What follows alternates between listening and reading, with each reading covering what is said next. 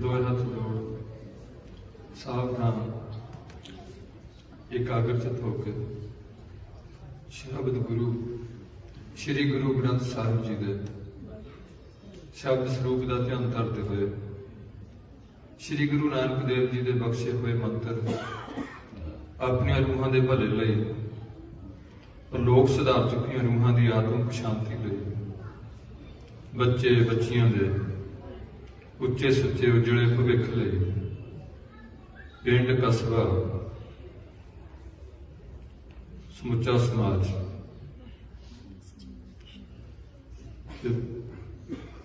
सिख पंथ की चढ़ती कला लई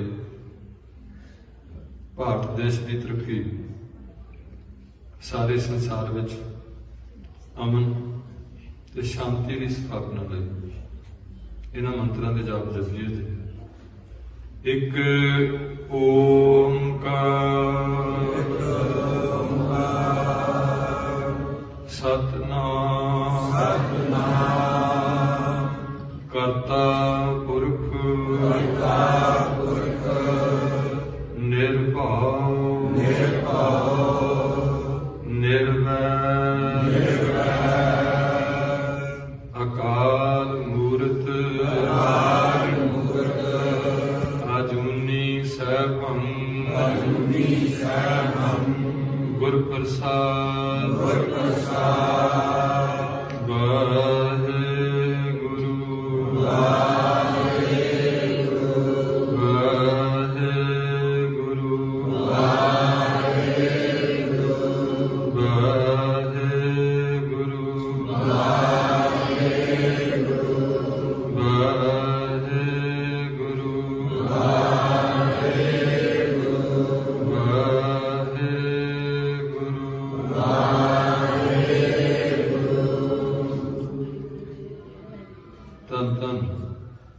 छतर चबर तख्त दे मालक बाणी के बोहित सारी मनुखता दे सांझे ज्ञान दाता पतित पावन भगत वशल अंतरजामी गरीब नवाज सतगुरु साहिब श्री गुरु ग्रंथ साहिब जी की परम पितर हजूरी अंदर जुड़ बैठी गुरु जी की साजी नवाजी साध संग जियो गुरु जी के खास रूप खालसा साध संग जी सत्संगी जनों बुजुर्गो माताओ भरावो भैनों बच्चों जिन्हां ते गुरु पातशाह ने कृपा करके जीवन दे कुछ समा अपनी पावन पवित्र हजूरी अंदर बिठाल हरिदास कीर्तन का लाभ प्रदान करवाना किया है। आप सारे जानते हो कि अति सत्कारयोग मेरे सरदार नरेंद्रवीर सिंह जी जो गुरु पातशाह के बख्शे हुए सवासा की पूंजी इस मातलोक तो भोगदे हैं गुरु हुक्म अनुसार पंज भौतिक शरीर का त्याग करते हुए जीव आत्मा करके और लोग गमन कर चुके हैं।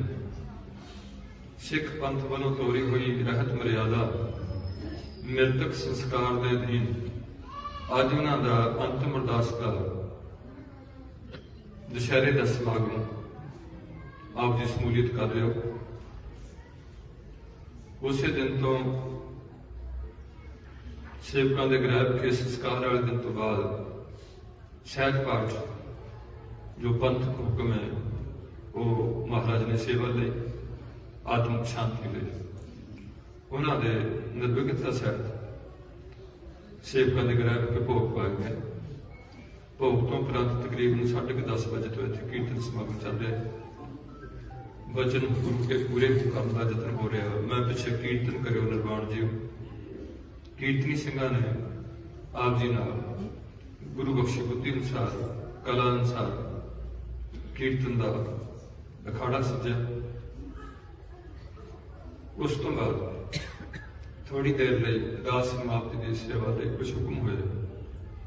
सब तो पहला दास बेनती करता हाँ कि गुरु पंथ के बड़े अहम हिस्से ने एक हिस्से में मेरे ग्रंथी सिंह पाठी सिंह गुरु के कीर्तनीय कविश्री ढाडी कथावाचक प्रचारक ਤੇ ਜਥੇਦਾਰ ਨੇ। ਦੂਸਰੇ ਹਿੱਸੇ 'ਚ ਇਸ ਪੰਥ ਵਿੱਚ ਕਈਆਂ ਨੂੰ ਸੰਗਤ ਵੱਲੋਂ ਸੰਤ ਜੀ ਦਾ ਰਕਬਾ ਦਿੱਤਾ ਜਾਂਦਾ, ਕਈਆਂ ਨੂੰ ਭਾਈ ਸਾਹਿਬ ਦਾ ਰੁਤਬਾ ਦਿੱਤਾ ਜਾਂਦਾ, ਕਈਆਂ ਨੂੰ ਹੋਰ ਵੀ ਬ੍ਰਹਮ ਗਿਆਨੀ ਵੀ ਕਹਿ ਦਿੰਦੇ ਨੇ, ਲੋਕ ਕਹਿੰਦੇ ਨੇ, ਜਾਂ ਕਿਸੇ ਨੂੰ ਹਜ਼ੂਰ ਮਹਾਰਾਜ ਦਾ ਵੀ, ਜਿਨ੍ਹਾਂ ਦੀ ਸ਼ਕਲ ਸਿੱਖਾਂ ਵਾਲੀ, ਉਹਨਾਂ ਨੂੰ ਹਜ਼ੂਰ ਮਹਾਰਾਜ ਵੀ ਸੰਬੋਧਨ ਕੀਤਾ। ਐਸੇ ਉਹ ਰੁਤਬੇ ਤੇ ਜਿਨ੍ਹਾਂ 'ਚ ਕੋਈ ਰੁਤਬਾ ਇੱਕ ਅੱਧਾ ਜਿਹੜਾ ਪੰਥ ਵੱਲੋਂ ਦਿੱਤਾ ਜਾਂਦਾ, ਜਿਹਨੂੰ ਪੰਥ ਰਤਨ ਜਾਂ ਹੋਰ ਐਸਾ ਸਰਕਾਰ ਤੌਰ ਤੇ ਜਥੇਦਾਰ ਵੱਲੋਂ ਦਿੱਤਾ ਜਾਂਦਾ ਪੰਥ ਦੀ ਸੇਵਾ ਦੇ ਕੇ। ਪਹਿਲੀ ਕੈਟੇਗਰੀ ਵਿੱਚ ਅਕੈਡਮਿਕ ਯੋਗਤਾ ਚਾਹੀਦੀ ਹੈ, ਨਾਲੇ ਜੀਵਨ ਚਾਹੀਦਾ, ਗ੍ਰੰਥੀ ਪਾਠੀ ਕੀਰਤਨੀਆਂ ਦਾ ਜੀਵਨ ਵੀ, ਤੇ ਨਾਲ ਜੋ ਉਹਨਾਂ ਹੁਨਰ ਦਿਖਿਆ ਉਹਨੂੰ ਗੁਰੂ ਨੇ ਬਖਸ਼ਿਆ, ਉਹਦੇ 'ਚ ਵੀ ਕਾਫੀ ਪ੍ਰਵੀਨਤਾ ਚਾਹੀਦੀ। ਇੱਥੇ ਹੁਣ ਮਾਤਾ ਦਾ ਸਰੂਪ ਰੱਖ ਲਿਆਉਣਗੇ, ਪਾਲੇ ਕਮਰੇ 'ਚ ਰੱਖ ਲੈਣ। ਦੂਸਰਾ ਜਿਹੜਾ ਸਾਈਡ ਹੈ ਸੰਤਾਂ ਦੀ, ਮਹਾਂਪੁਰਖਾਂ ਦੀ, ਜਿਹਨਾਂ ਨੂੰ ਪੰਥ ਵਿੱਚ ਏਦਾਂ ਦੇ ਰੁਤਬੇ ਦਿੱਤੇ ਨੇ, ਉਹਨਾਂ ਦਾ ਜੀਵਨ ਬੜਾ ਉੱਚਾ ਚਾਹੀਦਾ। ਉਹਨਾਂ ਕੋਲ ਵਿਦਿਆ ਹੋਵੇ ਚਾਹੇ ਨਾ ਹੋਵੇ, ਉਹ ਰੋਸ਼ਨ ਹੋਣੇ ਚਾਹੀਦੇ ਜ਼ਰੂਰ। ਪਰ ਉਹਨਾਂ ਦਾ ਫਰਜ਼ ਬਣਦਾ ਸਿੱਖ ਪੰਥ ਦਾ ਪ੍ਰਚਾਰ ਕਰਨ ਦਾ। ਪ੍ਰਚਾਰ ਕਹਿੰਦੇ ਜਿਹੜੇ ਨੇ ਉਹ ਪੇਟ ਨੇ, ਉਹਨਾਂ ਦਾ ਆਪਣਾ ਜੀਵਨ ਹੁੰਦਾ। ਦਾਸ ਸਿਰਫ ਇਹ ਬੇਨਤੀ ਕਰਦਾ ਕਿ ਮੈਂ ਨਾ ਤਾਂ ਗ੍ਰੰਥੀ ਪਾਠੀਆਂ 'ਚ ਉਹ ਮੇਰੇ 'ਚ ਯੋਗਤਾ ਨਹੀਂ ਹੈ, ਨਾ ਮੈਂ ਸੰਤ ਮਹਾਤਮਾ ਜਾਂ ਕੋਈ, ਉਹ ਵੀ ਮੇਰੇ 'ਚ ਯੋਗਤਾ ਨਹੀਂ। ਕੇਵਲ ਤੇ ਕੇਵਲ ਆਪ ਜੀ ਦੀ ਸੀਸ ਲੈ ਕੇ ਗੁਰੂ ਪਾਤਸ਼ਾਹ ਬਖਸ਼ਿਸ਼ ਕਰਨ, ਥੋੜੇ ਚਿਰ ਲਈ ਆਪ ਜੀ ਨਾਲ ਸਾਂਝ ਪਾਣੀ, ਆਪ ਜੀ ਵੱਲੋਂ ਅਸੀਸ ਦਾ ਮਥਾਜ ਹੁੰਦਾ ਹੋਇਆ ਆਪ ਜੀ ਦੇ ਚਰਨਾਂ ਸਿਮਰ ਬੇਨਤੀ ਹੈ ਕਿ ਅਸੀਸ ਗੁਰੂ ਜੀ ਨੂੰ ਥੋੜਾ ਜਿਹਾ ਝੁਕਾਉਂਦੇ ਹੋਏ, ਮਨ ਕਰਕੇ ਮਿਹਰ ਭਰਿਆ ਹੱਥ ਦਾਸ ਦੇ ਸਿਰ ਤੇ ਰੱਖਦੇ ਹੋਏ, ਰਸਨਾ ਪਵਿੱਤਰ ਕਰਦੇ ਹੋਏ ਫਤਿਹ ਨਾਲ ਸਾਂਝ ਪਾਣੀ ਕਰੋ ਜੀ। ਵਾਹਿਗੁਰੂ ਜੀ ਕਾ ਖਾਲਸਾ, ਵਾਹਿਗੁਰੂ ਜੀ ਕੀ ਫਤਿਹ। ਜੋ ਕੁਛ ਵੀਰ ਜੀ ਦੇ ਜੀਵਨ ਬਾਰੇ ਛੋਟਾ, ਕਿਉਂਕਿ ਸਾਰੇ ਇਹ ਐਸਾ ਸਮਾਗਮ ਹੈ ਜਿਹਦਾ ਆਮ ਰਿਸ਼ਤੇਦਾਰ ਹੁੰਦੇ ਨੇ ਜਾਂ ਜਿਹੜੇ ਜਾਣੂ ਪਛਾਣੂ ਬੰਦੇ ਹੁੰਦੇ ਨੇ ਉਹ ਹੁੰਦੇ ਨੇ। ਇੱਥੇ ਇੱਕ ਸੰਗਤ ਦਾ ਨਾਲ ਸੁਜੋਗ ਹੋ ਚੁੱਕਿਆ, ਕਿਉਂਕਿ ਵੀਰ ਜੀ ਘੱਟੋ ਘੱਟ ਲੰਮਾ ਸਮਾਂ 20 ਸਾਲ ਤੋਂ ਵੀ ਵੱਧ ਸੰਗਤ ਵਿੱਚ ਵੀ ਉਹ ਗੁਰੂ ਬਖਸ਼ੀ ਬੁੱਧੀ ਸਰ ਤਨੋਂ ਮਨੋਂ ਕੇ ਸੇਵਾ ਨਿਭਾਉਂਦੇ ਰਹੇ। ਇਸ ਕਰਕੇ ਮੈਨੂੰ ਵੀ ਨਹੀਂ ਅੱਜ ਤੱਕ ਉਹਨਾਂ ਦੇ ਪਰਿਵਾਰ ਦਾ ਪਤਾ। ਇਹ ਮੈਨੂੰ ਸਿਰਫ ਇੰਨਾ ਕੁ ਪਤਾ ਸੀ ਕਿ ਉਹਨਾਂ ਦਾ ਸ਼ਾਦੀ ਹੈ, ਵੀਰ ਜੀ ਬੈਠੇ ਨੇ, ਉੱਧਰ ਹੋਈ ਹੈ। ਬਾਕੀ ਹੋਰ ਮੈਨੂੰ ਕੁਛ ਨਹੀਂ। 2 ਬੱਚਿਆਂ ਦਾ ਵੀ ਮੈਨੂੰ ਪਤਾ ਸੀ। ਉਹ ਆਪ ਜੀ ਥੋੜਾ ਸਰਵ ਕਰਨਾ ਕਰੀਏ। ਸਰਦਾਰ ਨਰਿੰਦਰਵੀਰ ਸਿੰਘ ਜੀ,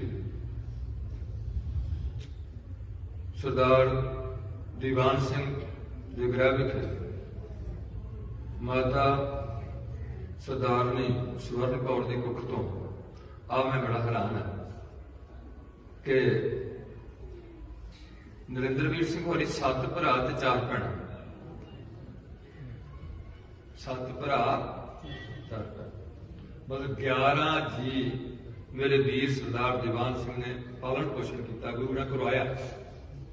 ਜੋ ਹੋ ਸਕਿਆ ਉਹਨਾਂ ਦੀ ਐਜੂਕੇਸ਼ਨ, ਜਿਵੇਂ ਵੀਰ ਜੀ ਸਰਵਿਸ ਕਰਕੇ ਹੈਗੇ ਨੇ, ਸਰਕਾਰੀ ਜੌਬ ਤੇ ਗਏ ਨੇ, ਅਕਸਰ ਪਿਓ ਦੀ ਜਾਂ ਕਿਸੇ ਕਪੈਸਿਟੀ ਜਾਂ ਉਹਦਾ ਪੂਰਬਲਾ ਕਰਮ ਹੈ, ਉਹਦੇ ਦੇ 11 ਬੱਚਿਆਂ ਦੇ ਪਾਲਣ ਪੋਸ਼ਣ ਕਰਕੇ ਉਹਨਾਂ ਨੂੰ ਘਰੋਂ ਉਠਾ ਲੈਣਾ, ਉਹਨਾਂ ਦੇ ਆਨੰਦ ਕਾਰਜ ਕਰਨੇ। ਅੱਜ ਦੇ ਸਮੇਂ ਦਾ ਕੀ ਹਾਲਾਤ ਹੈ ਤੇ ਉਦੋਂ ਕੀ ਹਾਲਾਤ ਸੀ, ਕਿਉਂਕਿ ਹਰ ਦੇਸ਼ ਨੂੰ, ਹਰ ਕੌਮ ਨੂੰ ਜਿੱਥੇ ਮਨੁੱਖਤਾ ਦੀ ਕੁਆਂਟੀਟੀ ਦੀ ਵੀ ਲੋੜ ਹੈ ਤੇ ਕੁਆਲਿਟੀ ਵੀ ਲੋੜ ਹੁੰਦੀ ਹੈ। ਕੁਆਲਿਟੀ ਦੇ ਜਿਹੜੇ ਗੰਦੇ ਬੰਦੇ ਬੱਚੇ ਜੰਮੇ ਨੇ ਉਹ ਦੇਸ਼ ਦਾ ਨੁਕਸਾਨ ਬੜਾ ਕਰ ਰਹੇ। ਇਹਦੀ ਕੁਆਲਿਟੀ, ਇੱਕ ਦੀ ਕੁਆਂਟੀਟੀ ਵੀ ਅਸੀਂ ਕਿੰਨੇ ਕੁ ਜਿੰਨੇ ਕੁ ਹੈ ਉਹਨਾਂ 'ਚ ਸਾਡੇ 'ਚ ਕੀ ਯੋਗਤਾਵਾਂ ਨੇ। ਕਹਿਣ ਤੋਂ ਬਾਅਦ 11 ਬੱਚਿਆਂ ਵਿੱਚ ਹੀ ਮੇਰਾ ਵੀਰ ਸਰਦਾਰ ਨਰਿੰਦਰ ਸਿੰਘ ਸੀ। ਮੁੱਢਲੀ ਵਿਦਿਆਲਈ ਹੋ ਗਈ ਗੁਰਦਾਸਪੁਰ ਦਾ ਇਹਨਾਂ ਦਾ ਜਨਮ ਹੋਇਆ ਵਾ। ਹਰਿਸੋ ਦੇ ਪਿੰਡ ਤੋਂ ਆ ਕੇ ਇੱਥੇ ਸੇਵਾ ਕੀਤਾ। ਮੁੱਢਲੀ ਵਿਦਿਆ ਇੱਥੋਂ ਪ੍ਰਾਪਤ ਕੀਤੀ ਹੈ। ਫਿਰ ਗੁਰੂ ਪਾਤਸ਼ਾਹ ਨੇ ਰਹਿਮਤ ਕੀਤੀ। ਤਕਰੀਬਨ 34 ਸਾਲ ਇਹਨੇ ਜ਼ਿਲ੍ਹਾ ਭਲਾਈ ਅਫਸਰ ਦੇ ਦਫ਼ਤਰ ਵਿੱਚ ਐਜ਼ ਏ ਕਲਰਕ ਤੋਂ ਵੱਧਦੇ ਹੋਏ ਮਹਾਰਾਜ ਨੇ ਰਹਿਮਤ ਕੀਤੀ। ਸਹਾਇਕ ਸੀਨੀਅਰ ਸਹਾਇਕ ਅਫਸਰ ਤੱਕ ਵੀ ਆਪਣੀ ਯੋਗਤਾ ਜਾਂ ਉੱਥੋਂ ਰੈਂਕ ਪ੍ਰਾਪਤ ਕਰਕੇ ਇੰਨੀ ਸਾਰੀ ਸਰਵਿਸ ਕਰਕੇ ਰਿਟਾਇਰਮੈਂਟ ਇਹਨਾਂ ਦੀ ਹੋਈ। ਇਹਦੇ ਨਾਲ ਨਾਲ ਜਿਹੜਾ ਸਰਦਾਰ ਨੇ ਭਾਗ ਇਹਨਾਂ ਦੇ ਜਿਹੜੇ ਨੇ ਜੀਵਨ ਸਾਥੀ ਮਨਜੀਤ ਕੌਰ, ਇਹਨਾਂ ਦੀ ਵਾਕਈ ਤੋਂ ਪਤਾ ਲੱਗਿਆ ਕਿ ਇਸੇ ਪਿੰਡ ਗੁਰਦਾਸਪੁਰ ਤੋਂ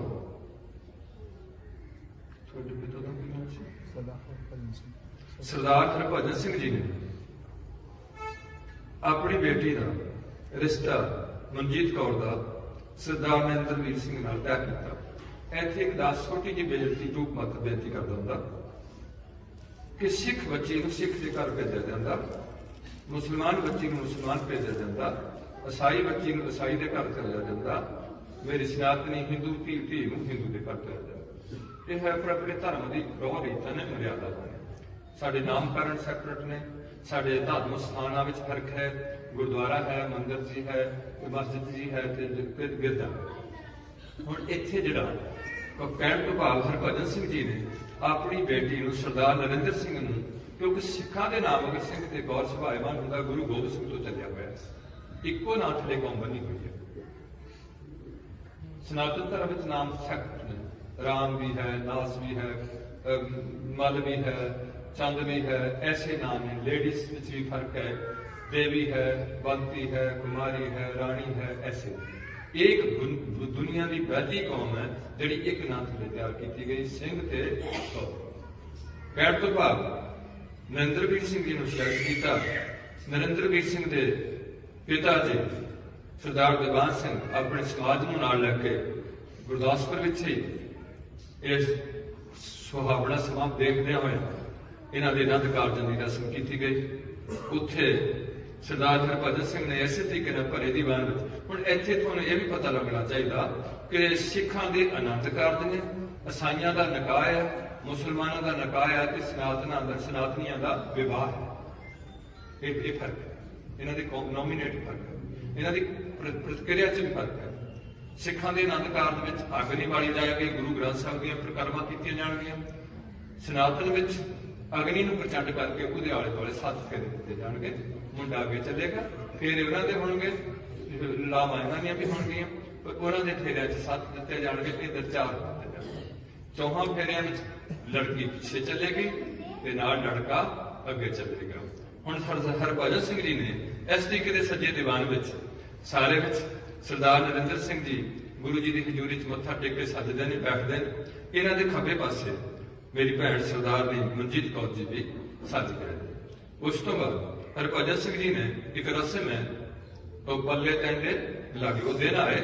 ਉਸ ਦਿਨ ਸਾਰਾ ਖੁਸ਼ ਮਾਹੌਲ ਸੀ, ਸਾਰਾ ਪਰਿਵਾਰ ਸਮਾਜ ਵਿੱਚ ਬੜੀ ਚਹਿਲ ਪਹਿਲ ਸੀ ਤੇ ਉਹਨੇ ਗੁਰੂ ਜੀ ਨੂੰ ਮੱਥਾ ਟੇਕ ਕੇ ਆਪਣੇ ਨਰਿੰਦਰਵੀਰ ਸਿੰਘ ਜੀ ਦਾ ਪੱਲਾ ਸੀ ਤੇ ਆਪਣੀ ਬੇਟੀ ਦੇ ਹੱਥ 'ਚ ਫੜਾ ਦਿੱਤਾ ਵੀ ਪੁੱਤ ਅੱਜ ਤੋਂ ਮੇਰੀ ਜ਼ਿੰਮੇਵਾਰੀ ਮੁੱਕ ਗਈ ਹੈ, ਇਸ ਪਰਿਵਾਰ ਦੀ ਤੇਰੀ ਜ਼ਿੰਮੇਵਾਰੀ ਬਣ ਗਈ ਤੇ ਮੈਂ ਪਰਿਆ ਵਿੱਚ ਬੈਠ ਕੇ ਗੁਰੂ ਦੀ ਹਜ਼ੂਰੀ 'ਚ ਇਹ ਆਪਣਾ ਸੰਕਲਪ ਮੇਰਾ ਜਿਹੜਾ ਦਾਨ ਪੁੰਨ ਸੀ ਉਹ ਬੇਟੀ ਦਾ ਦਾਨ ਕਰ ਦਿੱਤਾ। ਇਹ ਤੋਂ ਬਾਅਦ ਲਾਵਾਂ ਦੀ ਪ੍ਰਕਿਰਿਆ ਹੋਈ। ਉਸ ਤੋਂ ਬਾਅਦ ਨਰਿੰਦਰਵੀਰ ਸਿੰਘ ਜੀ ਤੇ ਭੈਣ ਸਰਦਾਰ ਦੀ ਮਨਜੀਤ ਕੌਰ ਇਸ ਆਪਣੇ ਬਖਸ਼ੇ ਗੁਰੂ ਬਖਸ਼ੇ ਗ੍ਰਹਿ ਵਿੱਚ ਆਏ। ਇਹਨੇ ਆਪਣਾ ਜੀਵਨ ਸ਼ੁਰੂ ਕੀਤਾ। ਉਸ ਜੀਵਨ ਵਿੱਚ ਇਹਨਾਂ ਨੂੰ ਗੁਰੂ ਪਾਤਸ਼ਾਹ ਨੇ 2 ਪੁੱਤਰਾਂ ਦੀ ਦਾਤ ਬਖਸ਼ੀ। 2 ਪੁੱਤਰਾਂ ਦੀ ਐਜੂਕੇਸ਼ਨ ਹੁੰਦੀ ਜਾਏ। ਹੁਣ ਜਿੱਥੇ ਇਹ ਗੱਲ ਚੱਲਦੀ ਹੈ ਉੱਥੇ ਇੱਕ ਗੱਲ ਹੋਰ ਹੈ ਕਿ ਬੜੀ ਖੁਸ਼ੀ ਹੁੰਦੀ ਹੈ ਕਿ ਬੱਚੇ ਨੂੰ ਪੜ੍ਹਾ ਕੇ ਬੱਚੇ ਨੂੰ ਬਾਹਰ ਵੀ ਭੇਜਿਆ, ਇੱਕ ਨੂੰ ਇੰਗਲੈਂਡ ਨੂੰ ਇੰਗਲੈਂਡ ਭੇਜਿਆ ਔਰ ਉਹਦੀ ਸ਼ਾਦੀ ਵੀ ਭਾਈ ਨਰਿੰਦਰਵੀਰ ਸਿੰਘ ਨਾਲ ਕੋਈ ਵੀ ਕੰਮ ਦੇਖਿਆ। ਉਸ ਤੋਂ ਬਾਅਦ ਗੁਰੂ ਭਾਗ ਦਾ ਭਾਗ ਲਾਏ, ਭਾਵ ਉਸ ਬੱਚੇ ਦੇ ਗ੍ਰਹਿ ਵਿਖੇ ਵੀ ਇੱਕ ਬੇਟੀ ਤੇ ਇੱਕ ਬੇਟੇ ਦਾ ਜਨਮ ਹੋ ਗਿਆ। ਬੇਟੀ ਬਾਰੇ ਉਹਨੇ ਉਹਨਾਂ ਦੇ ਦਰਸ਼ਨ ਵੇਲੇ ਪਰ ਬੇਟੀ ਨੇ ਆਪਣੇ ਦਾਦੂ ਨੂੰ ਦੇਖਿਆ ਪਰ ਬੇਟਾ ਆਪਣੇ ਦਾਦੇ ਨੂੰ ਦੇਖ ਨਹੀਂ ਸਕਿਆ। ਇਹ ਸਾਰੀ ਪ੍ਰਕਿਰਿਆ ਇਸ ਪਾਸੋਂ ਇੱਕ ਬੇਟਾ ਜਿਹੜਾ ਉਹ ਆਪਣੀ ਜੋਬ ਤੇ ਲੱਗਿਆ, ਹੁਣ ਬੀਟੈਕ ਕਰਾਈ, ਜੋ ਕੁਛ ਵੀ ਸਮਰੱਥਾ ਸੀ ਉਹ ਵੀ ਕੀਤਾ। ਹੁਣ ਉਹ ਬੇਟੇ ਦੇ ਹਜੇ ਆਨੰਦ ਕਾਰਜ ਨਹੀਂ ਹੋਏ ਸਨ, ਛੋਟਾ ਜਿਹੜਾ ਸੀ। ਇਹ ਸਾਰਾ ਕੁਝ ਚੱਲਦਿਆਂ ਇੱਕ ਅਸੀਂ ਮੇਨ ਪੁਆਇੰਟ ਰੱਖਿਆ ਹੁੰਦਾ ਕਿ 2 ਕਿਸਮ ਦੀ ਸਿੱਖ ਸਮਾਜ ਵਿੱਚ ਮੌਤ ਹੈ। ਹਿੰਦੂ ਸਮਾਜ ਵਿੱਚ ਵੀ ਮੈਂ ਉਹਨਾਂ ਦੋਹਾਂ ਨੂੰ ਮੈਂਸ਼ਨ ਕਰ ਲੈਣਾ। ਸਿੱਖ ਸਮਾਜ ਵਿੱਚ ਇੱਕ ਨੂੰ ਗੁਰਮੁਖ ਕਿਹਾ ਗਿਆ, ਇੱਕ ਨੂੰ ਮਨਮੁਖ ਕਿਹਾ ਗਿਆ। ਇੱਥੇ ਥੋੜੀ ਜਿਹੀ ਆਪ ਜੀ ਦੇ ਚਰਨਾਂ 'ਚ ਬੇਨਤੀ ਕਰਨੀ ਹੈ, ਉਹ ਇਹ ਕਰਨੀ ਹੈ ਕਿ ਕੀ ਬੰਦਾ ਮਰਨ ਤੋਂ ਬਾਅਦ ਮੁੱਕ ਜਾਂਦਾ ਕਿ ਉਹਦੀ ਰੂਹ ਅੱਗੇ ਜਾਂਦੀ ਹੈ। ਇੱਕ ਮੇਨ ਸਬਜੈਕਟ ਹੈ ਸਾਰੇ ਵਰਲਡ ਨਾਲ ਜੁੜਿਆ ਹੋਇਆ ਮਨੁੱਖ ਜੀਵਨੀ ਨਾਲ। ਕੀ ਬੰਦਾ ਮਰਨ ਤੋਂ ਬਾਅਦ ਸੋਲ ਤੇ ਬਾਡੀ 2 ਚੀਜ਼ਾਂ ਨੇ ਕਿ ਇਕੱਲੀ ਬਾਡੀ ਹੈ ਜਿਹਦਾ ਸੋਲ ਕੋਈ ਨਹੀਂ, ਇਹ ਇੰਜਣ ਹੈ, ਕੰਪਿਊਟਰ ਹੈ।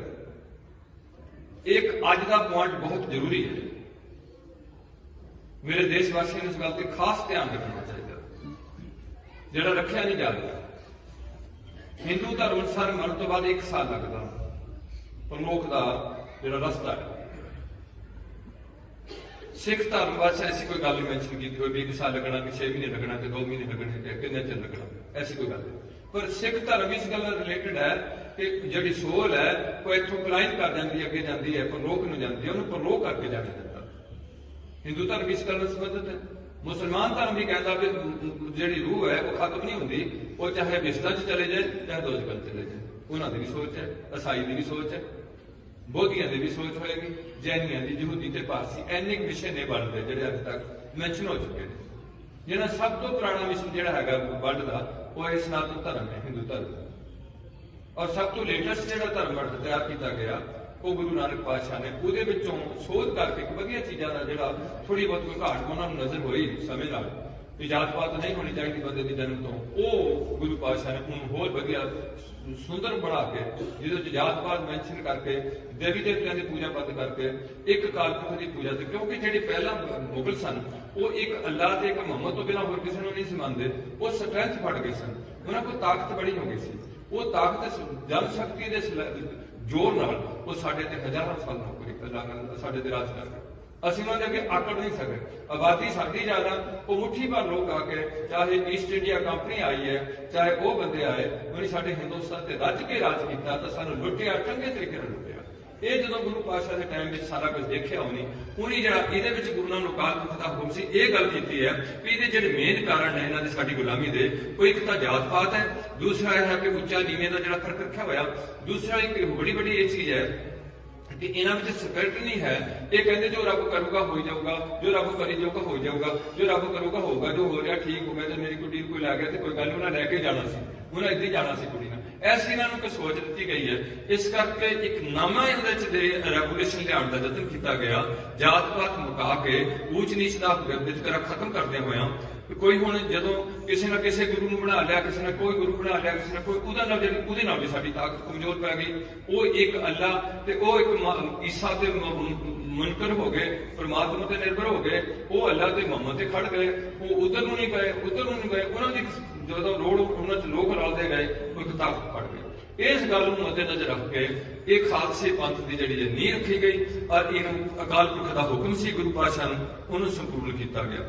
मेरा कहण तो भाव यह है कि जिहड़ा बंदा गुरु वाला मरदा ਉਹਦਾ शरीर छुटदा, ਉਹਦੀ रूह गुरखोरी ਨੂੰ ਜਾਣ ਵਾਸਤੇ ਯਤਨਸ਼ੀਲ है।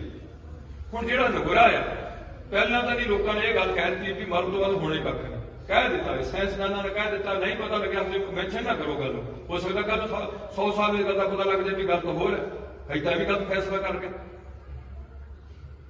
ਹੁਣ ਜੇ ਇਹ ਗੱਲ ਮੰਨ ਲਈਏ ਵੀ ਸਾਡੀ ਰੂਹ ਅੱਗੇ ਜਾਣੀ, ਉਸ ਕਰਕੇ ਇੱਕ ਤਾਂ ਸਾਡੇ ਕੋਲ ਬਹੁਤ ਹੀ ਕੀਮਤੀ ਸਮਾਜ ਨੂੰ ਵੀ ਬੜੀ ਲੋੜ ਸੀ, ਨਰਿੰਦਰਵੀਰ ਸਿੰਘ ਨੂੰ, ਉਹਦੇ ਪਰਿਵਾਰ ਨੂੰ ਵੀ ਹਜੇ ਲੋੜ ਸੀ, ਸਾਨੂੰ ਵੀ ਉਹਦੀ ਬੜੀ ਲੋੜ ਸੀ, ਦੇਸ਼ ਨੂੰ ਵੀ ਉਹਦੀ ਲੋੜ ਸੀ। ਹਰ ਬੰਦਾ ਇੱਕੋ ਜਿਹਾ ਨਹੀਂ ਹੁੰਦਾ, ਇਹ ਕੁਦਰਤ ਦਾ ਨਿਯਮ ਹੈ। ਬਹੁਤ ਚੀਜ਼ਾਂ ਨੂੰ ਉਹਦੀ ਲੋੜ ਸੀ, ਉਹ ਸਾਡੇ ਕੋਲੋਂ ਹੁਕਮ ਅਨੁਸਾਰ ਚਲੇ ਗਿਆ। ਦੂਸਰਾ ਉਸ ਦਿਨ ਤੋਂ ਲੈ ਕੇ ਪਰਿਵਾਰ ਦੀ ਐਡਜਸਟਮੈਂਟ ਆ, ਬੇਟੇ ਨੂੰ ਹਜੇ ਕੋਈ ਖਾਸ ਪੱਕੀ ਜੌਬ ਨਹੀਂ ਹੈ, ਸਿੰਘਣੀ ਹੈ, ਉਹਨੂੰ ਥੋੜੀ ਬਹੁਤ ਪੈਨਸ਼ਨ ਵਿਚਾਰੀ ਨੂੰ ਮਿਲ ਗਈ। मेरा कहने तो भाव उस परिवार का अज तक लाख रुपया इन्वेस्ट हो गया, असं भी गड्डियां लैके मोटरसाइकिल लैके कोई 100 रुपया 200 रुपया खर्च करके इतने इकट्ठे हुए हैं। इस करके इकट्ठे हुए हैं भी गुरु पातशाह नरेंद्र वीर अपने जीवन च कई गलतियां भी कर गया, भुलन अंदर सबको भुल गुरु करतार हम आपन भरे। ये गुण नहीं, साडी सोच है कि बंदा इतने आके धरती ते कई गलतियां कर जाता। हे महाराज जे उन्हें बड़ी गलती की होए फिर उन्हें पंथ बख्शदा, 5 प्यारे माफ कर देने, ते जे उहदी छोटी भुली भुल है ते साडी संगत दी तुहाडे चरणों च बेनती है कि ओहदी उन्हां भुलां नूं माफ करके ओहदी जिहड़ी रूह है, सोल है, जीव आत्मा, वो आवा गुण च 84 लाख च ना पुट के उन्होंने अपने चरणों च वसाई लो। इस करके असीं भी पैसे खर्चे, वो परिवार नाल भी खर्चे है। ते जे तुसीं यही कही गए कि मन तो बाद कुछ नहीं हुंदा, फिर मैं कई बार मूर्ख बंदा है, मैं भी कहण लग पिया कि जे नहीं हुंदा, जिहड़े बंदे आंदे नहीं हुंदा, वो बंदे ये काम छड्ड दो, लाख रुपये बचा लो, साडा भी पैसा बचे, कोई टाइम भी बचे। ते जे काम भी करने, हिंदू भी करी जांदा 17वीं, ये भी करी जांदे, दशहरा मनाई जांदे ने, ते काम करी जांदे, शराब भी पी जांदे ने, झूठ भी बोली जांदे ने, ठगी भी मारी जांदे ने, ਤੇ ਨਾਲ ਹੋਰ ਵੀ ਕਰਮ ਕਰਦੇ ਨੇ ਜਿਹੜੇ ਸਾਨੂੰ ਧਾਰਮਿਕ ਦੇ ਆਜ਼ਾਦੀ ਨਹੀਂ ਹੈ, ਉਹ ਸਾਡੇ ਕੰਮ ਸ਼ੁਰੂ ਹੋਏ ਪਏ, ਦੂਜੇ ਦਾ ਬੁਰਾ ਸੋਚਦੇ। ਇਹ ਗੱਲਾਂ ਨਾਲ ਸਾਡਾ ਸਮਾਜ ਦੂਸ਼ਿਤ ਹੋ ਚੁੱਕਿਆ। ਤੇ ਧਰਮ ਇਹ ਗੱਲਾਂ ਸਾਨੂੰ ਕਹਿੰਦਾ ਸੀ ਕਿ ਕਦੇ ਵੀ ਜ਼ਿੰਦਗੀ, ਹਿੰਦੂ ਧਰਮ ਵੀ ਕਹਿੰਦਾ ਨਸ਼ੇ ਨਾ ਪੀਓ, ਸਿੱਖ ਧਰਮ ਵੀ ਕਹਿੰਦਾ ਨਸ਼ੇ ਨਾ ਪੀਓ, ਤੇ ਸਭ ਤੋਂ ਜ਼ਿਆਦਾ ਇਸ ਮੇਰੇ ਪੰਜਾਬ ਦਾ ਨਹੀਂ ਭਾਰਤ ਦਾ ਮੈਂ ਕਹਿ ਦੇਣਾ ਜਿਹੜਾ ਜ਼ਿਆਦਾ ਨੁਕਸਾਨ ਉਹਦੇ ਚ ਪੰਜਾਬ ਦਾ ਨਸ਼ਾ ਨਾ ਕੀਤਾ। ਕੋਈ ਧਰਮ ਨਹੀਂ ਕਹਿੰਦਾ ਨਸ਼ਾ ਪੀਓ, ਕੋਈ ਵਿਦਿਆ ਦਾਵਾ ਨਹੀਂ ਕਹਿੰਦਾ ਵੀ ਨਸ਼ਾ ਪੀਓ। ਧਰਮ ਕਹਿੰਦਾ ਕਦੇ ਜ਼ਿੰਦਗੀ ਚ ਨਾ ਕੰਮ ਨਾ ਕਰਿਓ, ਕਰੈਕਟਰ ਉੱਚਾ ਰੱਖਿਓ। ਕੋਈ ਸਿੱਖ ਹਿੰਦੂ ਧਰਮ ਨਹੀਂ ਕਹਿੰਦਾ ਵੀ ਕਰੈਕਟਰ ਡਾਊਨ ਕਰੋ, ਸਿੱਖ ਧਰਮ ਨਹੀਂ ਕਹਿੰਦਾ ਕਰੈਕਟਰ ਡਾਊਨ ਕਰੋ। ਤੇ ਇੱਥੇ ਨਾਨੇ ਦੋਤੀ ਦਾ ਰਿਸ਼ਤੇ ਗੰਦੇ ਹੋਣ ਰਹੇ ਨੇ, ਭੈਣ ਭਰਾ ਦੇ ਰਿਸ਼ਤੇ ਗੰਦੇ ਹੋਣ ਰਹੇ। ਗੱਲ ਕੀ ਹੈ? ਗੱਲ ਇਹ ਹੈ ਵੀ ਇਨਪੁੱਟ ਜਦੋਂ ਗਲਤ ਦਿੱਤੀ ਗਈ ਤੇ ਆਊਟਪੁੱਟ ਆਪਣੇ ਆਪ ਗਲਤ ਹੋਣੀ ਸੀ। ਉਹ ਚੀਜ਼ ਤੇ ਧਿਆਨ ਨਹੀਂ ਦਿੱਤਾ ਵੀ ਇਹਨਾਂ ਦੀ ਸੋਚ ਕਿੱਧਰ ਨੂੰ ਜਾਊਗੀ। ਜਦੋਂ ਇਹਨਾਂ ਨੂੰ ਦਿਨੇ ਰਾਤ ਗਲਤ ਫਿਲਮਾਂ ਦੇ ਦਿੱਤੀਆਂ, ਗਲਤ ਗਾਣੇ ਦੇ ਦਿੱਤੇ, ਗਲਤ ਇਹਨਾਂ ਨੂੰ ਸੋਚ ਡਿਵੈਲਪ ਕੀਤੀ ਹੈ, ਉਹਦੇ ਕਰਕੇ ਸਾਰਾ ਪ੍ਰੋਬਲਮ ਆ ਗਿਆ। ਅੱਜ ਬੜੇ ਦੁੱਖ ਹੈ, ਕੁੜੀਆਂ ਵਿਆਹੀਆਂ ਬੜੀਆਂ ਔਖੀਆਂ ਹੋ ਗਈਆਂ, ਛੱਡ ਛੁਡਾਈ ਦੇ ਕੇਸ ਬੜੇ ਲੱਗਦੇ ਜਾ ਰਹੇ। ਇਸ ਕਰਕੇ ਗੁਰੂ ਪਿਆਰ ਵਾਲਿਓ, ਧਰਮ ਇੱਕ ਬਹੁਤ ਹੀ ਸੁਚੱਜੀ ਚੀਜ਼ ਸੀ, ਉਹ ਕੋਈ ਮਾੜੀ ਚੀਜ਼ ਨਹੀਂ ਸੀ। ਜਿਹੜਾ ਗੁਰਮੁਖ ਸਿੱਖ ਜਾਂਦਾ ਆ ਉਹਨੂੰ ਆਸਰਾ ਹੁੰਦਾ, ਅਸੀਂ ਹਰਨੇ ਗੁਰਮੁਖ ਜਨਮ ਸਵਾਰ ਦਰਗਾਹ ਚੱਲਿਆ, ਸੱਚੀ ਦਰਗਾਹ ਜਾਏ ਸੱਚਾ ਪੇੜ ਮੱਲਿਆ। ਜਿਹੜਾ ਮਨਮੁਖ ਹੈ, ਜਿਹੜਾ ਗੁਰੂ ਵਾਲਾ ਨਹੀਂ ਬਣਿਆ, ਆਪਣੀ ਮਰਜ਼ੀ ਨਾਲ ਜ਼ਿੰਦਗੀ ਬਸਰ ਕਰਦਾ ਜਾ ਰਿਹਾ, ਉਹਦੇ ਬਾਰੇ ਗੁਰੂ ਪਾਤਸ਼ਾਹ ਗੁਰੂ ਗ੍ਰੰਥ ਸਾਹਿਬ ਜੀ ਕਹਿ ਰਹੇ ਨੇ ਕਿ ਮਨਮੁਖ ਆਵੈ ਮਨਮੁਖ ਜਾਵੈ, ਮਨਮੁਖ ਫਿਰ ਚੋਟਾਂ ਖਾਵੈ, ਜਿਤਨੇ ਨਰਕ ਸੇ ਮਨਮੁਖ ਭੋਗੈ। ਹਿੰਦੂ ਧਰਮ ਵਿੱਚ ਵੀ ਤੇ ਸਿੱਖ ਧਰਮ ਵਿੱਚ 84 ਨਰਕਾਂ ਦਾ ਵੇਰਵਾ ਦਿੱਤਾ ਹੋਇਆ। ਅਨਦਿਸਦੀ ਦੁਨੀਆ 'ਚ ਬਹੁਤ ਕੁਝ ਪਿਆ ਜਿਹੜਾ ਅਸੀਂ ਨਹੀਂ ਹਜੇ ਤੱਕ ਫੋਲੋ ਕਰ ਸਕਦੇ। ਕੋਈ ਨਾ ਤਾਂ ਬੰਦੇ ਨੂੰ ਇਹ ਪਤਾ ਵੀ ਘੜੀ ਨੂੰ ਕੀ ਹੋ ਜਾਣਾ, ਨਾ ਇਹ ਬੰਦੇ ਨੂੰ ਇਹ ਪਤਾ ਵੀ ਦੂਜੇ ਦੇ ਮਨ 'ਚ ਕੀ ਗੱਲ ਹੈ, ਨਾ ਇਹ ਬੰਦੇ ਨੂੰ ਇਹ ਪਤਾ ਵੀ ਮਰ ਕੇ ਬਾਹਰ ਰੂਹ ਕਿੱਥੇ ਜਾਂਦੀ ਹੈ, ਨਾ ਇਹਨੂੰ ਇਹ ਪਤਾ ਬੰਦੇ ਨੂੰ ਵੀ ਪਿੱਛੋਂ ਕਿੱਥੋਂ ਆਉਂਦੀ ਹੈ ਰੂਹ। ਇਹ ਤਾਂ ਪਤਾ ਨਹੀਂ, ਇਹ ਗੁਪਤ ਮਹਿਕਮਾ ਰੱਖਿਆ ਹੋਇਆ ਪਰਮਾਤਮਾ ਨੇ। ਇਸ ਕਰਕੇ ਅੱਜ ਦੇਸ਼ ਦੀ ਬੁਰੀ ਹਾਲਤ ਹੋਈ ਪਈ ਹੈ। ਕਹਿਣ ਤੋਂ ਭਾਵ ਜਿਹੜਾ ਗੁਰਸਿੱਖ ਜਾਂਦਾ, ਜਿਵੇਂ ਵੀਰ ਜੀ ਨੇ ਖੰਡੇ ਦੀ ਪੌੜ ਛਾਪੀ, ਸਿੱਖ ਧਰਮ ਦਾ ਪ੍ਰਵੇਸ਼ ਹੈ। ਸਿੱਖ ਧਰਮ ਦੇ ਪ੍ਰਵੇਸ਼ ਵਿੱਚ ਖੰਡੇ ਦੀ ਪੌੜ ਛਕਣੀ ਜ਼ਰੂਰੀ ਹੈ। ਹਿੰਦੂ ਧਰਮ ਵਿੱਚ ਜਨੇਊ ਪਾਉਣਾ ਜ਼ਰੂਰੀ ਹੈ। ਮੁਸਲਮਾਨ ਧਰਮ ਵਿੱਚ ਸੁੰਨਤ ਕਰਾਣੀ ਜ਼ਰੂਰੀ ਹੈ। ਈਸਾਈ ਧਰਮ ਵਿੱਚ ਪਾਣੀ ਗੋਤਾ ਲੈਣਾ ਜ਼ਰੂਰੀ ਹੈ। ਇਹ ਆਪਣੇ ਧਰਮਾਂ ਦੀ ਐਂਟਰੀ। ਕਿਸ ਤਰੀਕੇ ਨਾਲ ਉਸ ਧਰਮ ਵਿੱਚ ਫਿਰ ਅਗਲਾ ਸਾਰਾ ਉਹਦੇ ਨਾਲ ਪ੍ਰਤੀਕਿਰਿਆ ਬਣ ਜਾਂਦੀ ਹੈ ਵੀ ਬੱਚੇ ਦਾ ਨਾਂ ਕਿਵੇਂ ਰੱਖਣਾ, ਆਨੰਦ ਕਾਰਜ ਕਿਵੇਂ ਕਰਨਾ, ਪੁਰਾਣੀ ਸਰੀਰ ਛੱਡ ਗਿਆ ਉਸ ਸਰੀਰ ਨੂੰ ਕਿਵੇਂ ਸਮੇਟਣਾ, ਇਹ ਸਾਰਾ ਕੁਝ ਹੀ ਧਰਮ ਦੇ ਦਾਇਰੇ ਵਿੱਚ ਦਿੱਤਾ ਜਾਂਦਾ। ਬੋਲਣਾ ਕਿਵੇਂ ਇੱਕ ਦੂਜੇ ਨੂੰ, ਉਹਨੀ ਨਮਸਤੇ ਜਾਂ ਰਾਮ ਰਾਮ ਕਹਿਣੀ, ਉਹਨੀ ਸਲਾਮਾਂ ਅਲੈਕੁਮ ਕਹਿਣੀ। ਸਿੱਖਾਂ ਨੇ ਇੱਕ ਦੂਜੇ ਨੂੰ ਕਿਵੇਂ ਬੋਲਣਾ, ਇਹਨੀ ਕਹਿਣਾ ਵਾਹਿਗੁਰੂ ਜੀ ਕਾ ਖਾਲਸਾ ਵਾਹਿਗੁਰੂ ਜੀ ਕੀ ਫਤਿਹ। ਇਹਨੀ ਦਸਤਾਰ ਸਜਾਣੀ ਹੈ, ਇਹਨੀ ਕੇਸ ਨਹੀਂ ਕੱਟਣੇ। ਉਹਨਾਂ ਬਾਕੀ ਨਾ ਹਿੰਦੂ ਦੇ ਕੇਸਾਂ ਦੀ ਪਾਬੰਦੀ ਹੈ ਕੋਈ ਰੱਖਣੇ ਹੈ, ਨਾ ਮੁਸਲਮਾਨ ਤੇ ਪਾਬੰਦੀ ਹੈ, ਨਾ ਈਸਾਈ ਤੇ ਪਾਬੰਦੀ ਹੈ, ਨਾ ਬੋਧੀ ਜੈਨੀ ਤੇ ਕਿਸੇ ਦੀ ਪਾਬੰਦੀ ਨਹੀਂ। ਕੇਵਲ ਸਿੱਖ ਤੇ ਸਿੱਖਣੀ ਤੇ ਇਹ ਵੀ ਪਾਬੰਦੀ ਹੈ ਵੀ ਸਾਰੀ ਜ਼ਿੰਦਗੀ ਕੁਦਰਤੀ ਸ਼ਕਲ ਨੂੰ ਬਿਲਕੁਲ ਮੇਨਟੇਨ ਰੱਖਣਾ। ਇਹਨੂੰ ਨਾ ਰੰਗਣਾ ਆ, ਨਾ ਇਹਦੀ ਕਾਟ ਛਾਟ ਕਰਨੀ ਹੈ, ਜਿੱਦਾਂ ਰੱਬ ਨੇ ਬਣਾਇਆ ਉਹ ਇਸੇ ਤਰੀਕੇ ਰੱਖਣਾ। ਇਸ ਕਰਕੇ ਗੁਰੂ ਪਾਤਸ਼ਾਹ ਨੇ ਬਖਸ਼ੀ ਕੀਤੀ। ਮੇਰੇ ਵੀਰ ਜੀ ਨੇ ਖੰਡੇ ਦੀ ਪੌੜ ਛਕੀ ਹੋਈ ਸੀ ਤੇ ਨਾਲ ਕੋਈ ਇੱਕ ਜਿੱਥੇ ਇਹ ਪੱਖ ਤੇ ਲਿਖਦੇ ਗਏ, ਆਪਣੇ ਆਨੰਦ ਕਾਰਜ ਦੇਖੇ, ਰਿਸ਼ਤੇਦਾਰਾਂ ਕੋਲ ਗਏ, ਕਿੰਨੀ ਵੱਡੀ ਰਿਸ਼ਤੇਦਾਰੀ ਹੈ, ਉੱਥੇ ਇੱਕ ਪੱਖ ਹੋਰ ਵੀ ਰਿਹਾ। ਉਹ ਕੀ ਰਿਹਾ ਕਿ ਆਪਣੀ ਮਾਂ ਦੀ ਅਰਥੀ ਉਸਦੀ ਦੇਖੀ। ਉਦੋਂ ਉਹਨੂੰ ਆਪਣੀ ਮਾਂ ਤੇ ਪੁੱਤ ਦਾ ਰਿਸ਼ਤਾ ਟੁੱਟਿਆ। ਆਪਣੀ ਪਿਓ ਦੀ ਅਰਥੀ ਦੇਖੀ, ਜ਼ਿੰਮੇਵਾਰੀ ਚੁੱਕੀ ਥੋੜੀ ਬਹੁਤ, ਸੱਸ ਸਹੁਰਾ ਜਾਂਦੇ ਦੇਖੇ, 4 ਭਰਾ ਵੀ ਆਪਣੀ ਹੱਥੀਂ ਤੋਰੇ। ਇਦਾਂ ਦਾ ਦਿਨ ਹੋਊਗਾ ਜਦੋਂ ਉਹ ਤੁਰਦਾ ਰਿਹਾ, ਕਿਵੇਂ ਆ ਕੇ ਸ਼ਾਮ ਰੋਟੀ ਖਾਂਦਾ ਹੋਊਗਾ। ਜਦੋਂ ਉਹਦੀ ਮਾਂ ਨਹੀਂ ਸੀ, ਇਹ ਦਿਨ ਆਏ, ਇਹ ਦਿਨ ਫਿਰ ਬਦਲਦੇ ਜਾਂਦੇ। ਦਿਨ ਕਦੇ ਵੀ ਕਿਸੇ ਦੀ ਰਾਇਤ ਨਹੀਂ ਕਰਦਾ, ਸਮਾਂ ਹਮੇਸ਼ਾ ਆਪਣੀ ਚਾਲ ਨਾਲ ਤੁਰਿਆ ਰਹਿੰਦਾ, ਉਹਨੂੰ ਕਿਸੇ ਨਾਲ ਕੋਈ ਪਰਵਾਹ ਨਹੀਂ ਹੁੰਦੀ। ਅੱਗੇ ਕੀ ਹੋਇਆ, ਇਹ ਸਾਰਾ ਕੁਝ ਹੁੰਦਿਆ ਹੋਇਆ ਫਿਰ ਉਹਨੇ ਇਹ ਸਾਈਡ ਦੇਖਦਿਆਂ ਬਿਮਾਰੀ ਲੱਗਦੀ ਹੈ। ਉਮਰ ਉਹਨਾਂ ਦੀ 63 ਸਾਲ ਪਹੁੰਚ ਚੁੱਕੀ ਹੈ। ਇੱਥੇ ਅਸੀਂ ਕਹਿੰਦੇ ਹਾਂ ਮਰਨ ਲਖਾਏ ਮੰਡਲ ਮੈਂ ਆਏ, ਜੀਵਨ ਸਾਜੇ ਮਾਏ। ਇੱਥੇ ਫਰੀਦ ਜੀ ਕਹਿੰਦੇ ਨੇ ਜਿੱਤ ਦਿਹਾੜੇ ਧਨ ਭਰੀ ਸਾਹੇ ਲੈ ਲਿਖਾਏ। ਗੁਰੂ ਪਾਤਸ਼ਾਹ ਕਹਿੰਦੇ ਨੇ ਕਿ ਮਰਨ ਲਿਖਾਏ ਮੰਡਲ ਮੈਂ ਆਏ ਦਾ ਮਤਲਬ ਹੈ ਵੀ ਮੌਤ ਪਹਿਲਾਂ ਲਿਖੀ ਗਈ ਤੇ ਧਰਤੀ ਤੇ 9 ਮਹੀਨੇ ਬੱਚਾ ਮਾਂ ਦੇ ਪੇਟ ਵਿੱਚ ਰਹਿੰਦਾ ਆ। 9 ਮਹੀਨੇ ਬੱਚੇ ਨੂੰ ਨਹੀਂ ਪਤਾ, ਉਹਦੀ ਨਾ ਉਮਰ ਕਾਊਂਟਿੰਗ ਹੁੰਦੀ 9 ਮਹੀਨੇ ਦੀ। 9 ਮਹੀਨੇ ਤੋਂ ਬਾਅਦ ਜਦੋਂ ਬੱਚਾ ਬਾਹਰ ਆਉਂਦਾ, ਬੱਚੀ ਜਾਂ ਬੱਚਾ, ਉਦੋਂ ਤੋਂ ਉਹਦਾ ਸਵਾਸ ਕਿਰਿਆ ਪ੍ਰਤੀਕਿਰਿਆ ਚੱਲਦੀ, ਉਹਦੇ ਅੰਦਰ ਸਵਾਸ ਆਉਣਾ ਸ਼ੁਰੂ ਹੁੰਦਾ। ਉਦੋਂ ਬਾਅਦ ਉਹਦੀ ਉਮਰ ਸਵਾਸਾਂ ਦੇ ਹਿਸਾਬ ਨਾਲ ਉਦੋਂ ਤੋਂ ਗਿਣਤੀ ਚੱਲਦੀ। ਜੇ 9ਵੇਂ ਮਹੀਨੇ 'ਚ ਬੱਚਾ ਮਰ ਗਿਆ ਤਾਂ ਅਸੀਂ ਉਹਨੂੰ ਨਹੀਂ ਕਹਾਂਗੇ ਕਿ 9 ਮਹੀਨੇ ਦਾ ਬੱਚਾ 9 ਮਹੀਨੇ ਹੋ ਗਏ। 9 ਮਹੀਨੇ ਮਾਤਾ ਨੂੰ ਹੋਏ ਆ, ਬੱਚੇ ਨੂੰ ਹਜੇ ਸਾਹ ਲੈਣ ਨੂੰ 9 ਮਹੀਨੇ ਨਹੀਂ ਹੋਏ। ਇਸ ਕਰਕੇ ਉਹ ਗੁਰੂ ਪਾਤਸ਼ਾਹ ਰਹਿਮਤ ਕਰਨ। ਮੈਂ ਇਹ ਬੇਨਤੀ ਕਰਦਾ ਜਾ ਰਿਹਾ ਇਹਦੇ ਨਾਲ ਉਹਨੇ ਨਿਸ਼ਕਾਮ ਸੇਵਾ ਸੰਸਥਾਨ ਵਿੱਚ ਬੜੀ ਹੀ ਅਟੁੱਟ ਸੇਵਾ ਕੀਤੀ ਹੈ। ਮਗਰ ਕਰੋਨੇ ਦੇ ਦਿਨਾਂ ਵਿੱਚ ਵੀ ਮੇਰੇ ਵੀਰ ਜੀ ਕਿਤੇ ਵੀ ਨਹੀਂ ਖਲੋਏ, ਜਿੱਥੇ ਤੱਕ ਉਹਨਾਂ ਕੋਲ ਸਮਰੱਥਾ ਗੁਰੂ ਨੇ ਦਿੱਤੀ ਸੀ ਬਸ ਵੱਧ ਆਪਣੀ ਸੇਵਾ ਨਿਭਾਈ। ਔਰ ਲੇਟ ਸਮੇਂ ਵਿੱਚ ਜਦੋਂ ਇੱਥੇ ਵੀ ਥੋੜਾ ਬੰਦ ਹੋਈ ਹੈ, ਮੈਨੂੰ ਪਤਾ ਲੱਗਿਆ ਸਿੰਘ ਸਭਾ ਗੁਰਦੁਆਰੇ ਵਿੱਚ ਜਾ ਕੇ ਸਵੇਰ ਤੋਂ ਜਾ ਕੇ ਜੋੜਿਆਂ ਦੀ ਸੇਵਾ ਕਰਨੀ। ਸੇਵਾ ਦੀ ਭਾਵਨਾ ਬੜੀ ਪ੍ਰਜਵਲਿਤ ਸੀ। ਇਹ ਹਰ ਬੰਦੇ 'ਚ ਗੁਣ ਨਹੀਂ ਹੁੰਦੇ, ਇਹ ਕੁਦਰਤ ਦਾ ਕ੍ਰਿਸ਼ਮਾ ਹੁੰਦਾ। ਕਿਸੇ 'ਚ ਗੁਣ ਜ਼ਿਆਦਾ ਹੁੰਦੇ ਨੇ, ਕਿਸੇ ਗੁਣ ਜ਼ਿਆਦਾ ਹੁੰਦੇ ਨੇ। ਇਹਨਾਂ 'ਚ ਕਾਫੀ ਗੁਣ ਮੁਜੱਸਮ ਸਨ ਜਿਨ੍ਹਾਂ ਦੀ ਅੱਜ ਬਹੁਤ ਲੋੜ ਸੀ।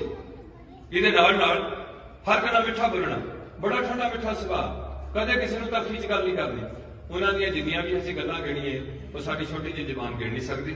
ਸੋ ਇਹ ਸੀ ਉਹਨਾਂ ਦੇ ਇੱਕ ਜੀਵਨ ਦਾ 63 ਸਾਲ ਪੂਰੇ ਹੋ ਗਏ ਤੇ ਉਹ ਜਾਣ ਲੱਗਿਆ ਹੀਲੇ ਵਿੱਚ ਬਹਾਨੇ ਮੌਤ ਜਿਹੜਾ ਜਾਣ ਦਾ ਤਰੀਕਾ ਆ। ਹੁਣ ਮੈਨੂੰ ਵੀ ਕੋਈ ਫਿਕਰ ਹੁੰਦਾ ਕਿ ਅਸੀਂ ਕਿੱਦਾਂ ਨਿਕਲਣਾ, ਕਿਸ ਤੇ ਨਿਕਲਣਾ ਦੱਸੋ। ਸਾਰਿਆਂ ਨੇ ਹੈ ਸਰੀਰ ਤਾਂ ਛੱਡਣੇ, ਪਤਾ ਨਹੀਂ ਕੈਂਸਰ ਹੋ ਕੇ ਨਿਕਲਣੇ, ਪਤਾ ਨਹੀਂ ਐਕਸੀਡੈਂਟਲੀ ਨਿਕਲਣੇ, ਪਤਾ ਨਹੀਂ ਸੁਸਾਈਡ ਨਾਲ ਨਿਕਲਣੇ, ਪਤਾ ਨਹੀਂ ਸਰੀਰ ਤੇ ਰੂਹ ਦਾ ਕੰਟੈਕਟ ਡਿਸਕਨੈਕਟ ਪੈਰਾਲਿਸਿਸ ਹੋ ਕੇ ਪਏ ਰਹਿਣਾ 15 ਸਾਲ 20 ਸਾਲ ਪਏ ਰਹਿਣਾ, ਅੱਖਾਂ ਨੀਆਂ ਹੋ ਜਾਣੀਆਂ, ਕੰਨ ਬੰਦ ਹੋਣੇ ਹੈ, ਜ਼ਬਾਨ ਬੋਲਣਾ ਬੰਦ ਹੋਣੀ, ਤਾਂ ਵੀ ਸਰੀਰ ਨਹੀਂ ਛੁੱਟਣਾ। ਕਦੋਂ ਜਾ ਕੇ ਛੁੱਟਣਾ ਇੱਕ ਹਰ ਨਾਲ ਜੋ ਹੋਣ ਵਾਲੀ ਗੱਲ ਹੈ। ਇਹਨੂੰ ਨਾ ਮੋਦੀ ਸਾਹਿਬ ਰੋਕ ਸਕਦੇ ਨੇ, ਨਾ ਕੋਈ ਟਰੰਪ ਵਰਗਾ ਕੋਈ ਬੈਨਰ ਵਰਗਾ ਰੋਕ ਸਕਦਾ। ਇੱਕ ਅਟਲ ਸੱਚਾਈ ਹੈ ਕਿ ਜੋ ਆਇਆ ਸੋ ਚਾਲਸੀ ਹੈ, ਮੁਕਤੀ ਨਹੀਂ ਹੈ। ਜੋ ਆਇਆ ਸੋ ਚਾਲਸੀ ਹੈ, ਆਇਆ ਵੀ ਹੈ ਤੇ ਚੱਲਿਆ ਵੀ ਹੈ। ਇਹ ਗੱਲ ਹੈ। ਇਸ ਕਰਕੇ ਗੁਰੂ ਪਿਆਰ ਵਾਲਿਓ, ਅੱਜ ਤੁਹਾਨੂੰ ਇਹਨਾਂ ਗੱਲਾਂ ਨੂੰ ਸਮਝਣ ਦੀ ਲੋੜ ਹੈ। ਤੇ ਗੁਰੂ ਪਾਤਸ਼ਾਹ ਨੇ ਰਹਿਮਤ ਕੀਤੀ। ਮੇਰੇ ਵੀਰ ਜੀ ਦਾ ਆਖਰੀ ਸਮਾਂ ਲੁਧਿਆਣੇ ਦੇ DMC ਹਸਪਤਾਲ ਬਤੀਤ ਹੋਇਆ। ਆਖਰੀ ਸਮਾਂ ਉਹ ਆਪਣੇ ਬੇਟੇ ਨੂੰ ਵੀ ਮਿਲੇ ਜਿਹੜੇ ਬਾਰਕ ਸੀ। ਉਹ ਸਾਰਾ ਕੁਝ ਹੁੰਦਿਆਂ ਉਹਨਾਂ ਦਾ ਜੋ ਕੁਝ ਵੀ ਪ੍ਰਕਿਰਿਆ ਸਾਡੇ ਸਿੱਖ ਧਰਮ ਦੀ ਹੈ ਉਹ ਉਹਨਾਂ ਦੇ ਖਾਸ ਕਰਕੇ ਜਿਹੜੇ ਮੇਰੇ ਵੀਰ ਜੀ ਦੀ ਭੈਣ ਹੈ ਸਰਦਾਰ ਮਨਜੀਤ ਕੌਰ ਦੇ ਵੀਰ ਜੀ ਨੇ, ਉਹਨੀ ਵੀ ਵਿੱਚ ਪੂਰੇ ਦਾ ਉਸੇ ਦਿਨ ਤੋਂ ਲਾ ਕੇ ਉੱਥੇ ਵੀ ਉਹਨਾਂ ਦਾ ਢਣੋਈਏ ਸੀ ਨਾਮ ਦੀ ਜਿਹੜਾ ਲੁਧਿਆਣੇ ਮਤਲਬ ਜਿੱਥੋਂ ਤੱਕ ਹੋ ਸਕਿਆ ਅਸੀਂ ਵੀ, ਮੈਂ ਤਾਂ ਇਹ ਗੱਲ ਕਰਨੀ ਨਹੀਂ ਚਾਹੀਦੀ।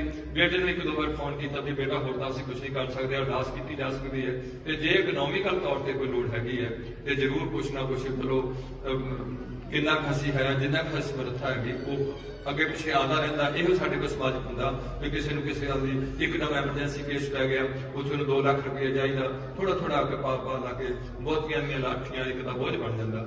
ਇਹ ਪਰ ਗੁਰੂ ਪਾਤਸ਼ਾਹ ਨੇ ਜਥੇਬੰਦੀ ਤੋਂ ਵੀ ਕੋਈ ਹਜੇ ਤੱਕ ਐਸੀ ਗੱਲ ਨਹੀਂ ਕੀਤੀ। ਇਹ ਸੀ ਉਹਨਾਂ ਦੇ ਜੀਵਨ ਦਾ ਛੋਟਾ ਜਿਹਾ ਖਾਕਾ। ਇਹਦੇ ਵਿੱਚ ਮੈਂ ਆਪਣੀਆਂ ਕੁਝ ਗੱਲਾਂ ਹੋਰ ਵੀ ਦੱਸਣੀਆਂ ਕੀਤੀਆਂ ਨੇ ਕਿ ਜਿਹੜਾ ਮਨਮੁਖ ਦਾ ਮੌਤ ਹੈ ਉਹਦੀ ਬਹੁਤ ਹੀ ਭਿਆਨਕ ਮੌਤ ਦੱਸੀ ਹੋਈ ਹੈ, ਉਹਦਾ ਅਗਲਾ ਸਫ਼ਰ ਬਹੁਤ ਹੀ ਭਿਆਨਕ ਦੱਸਿਆ ਹੋਇਆ।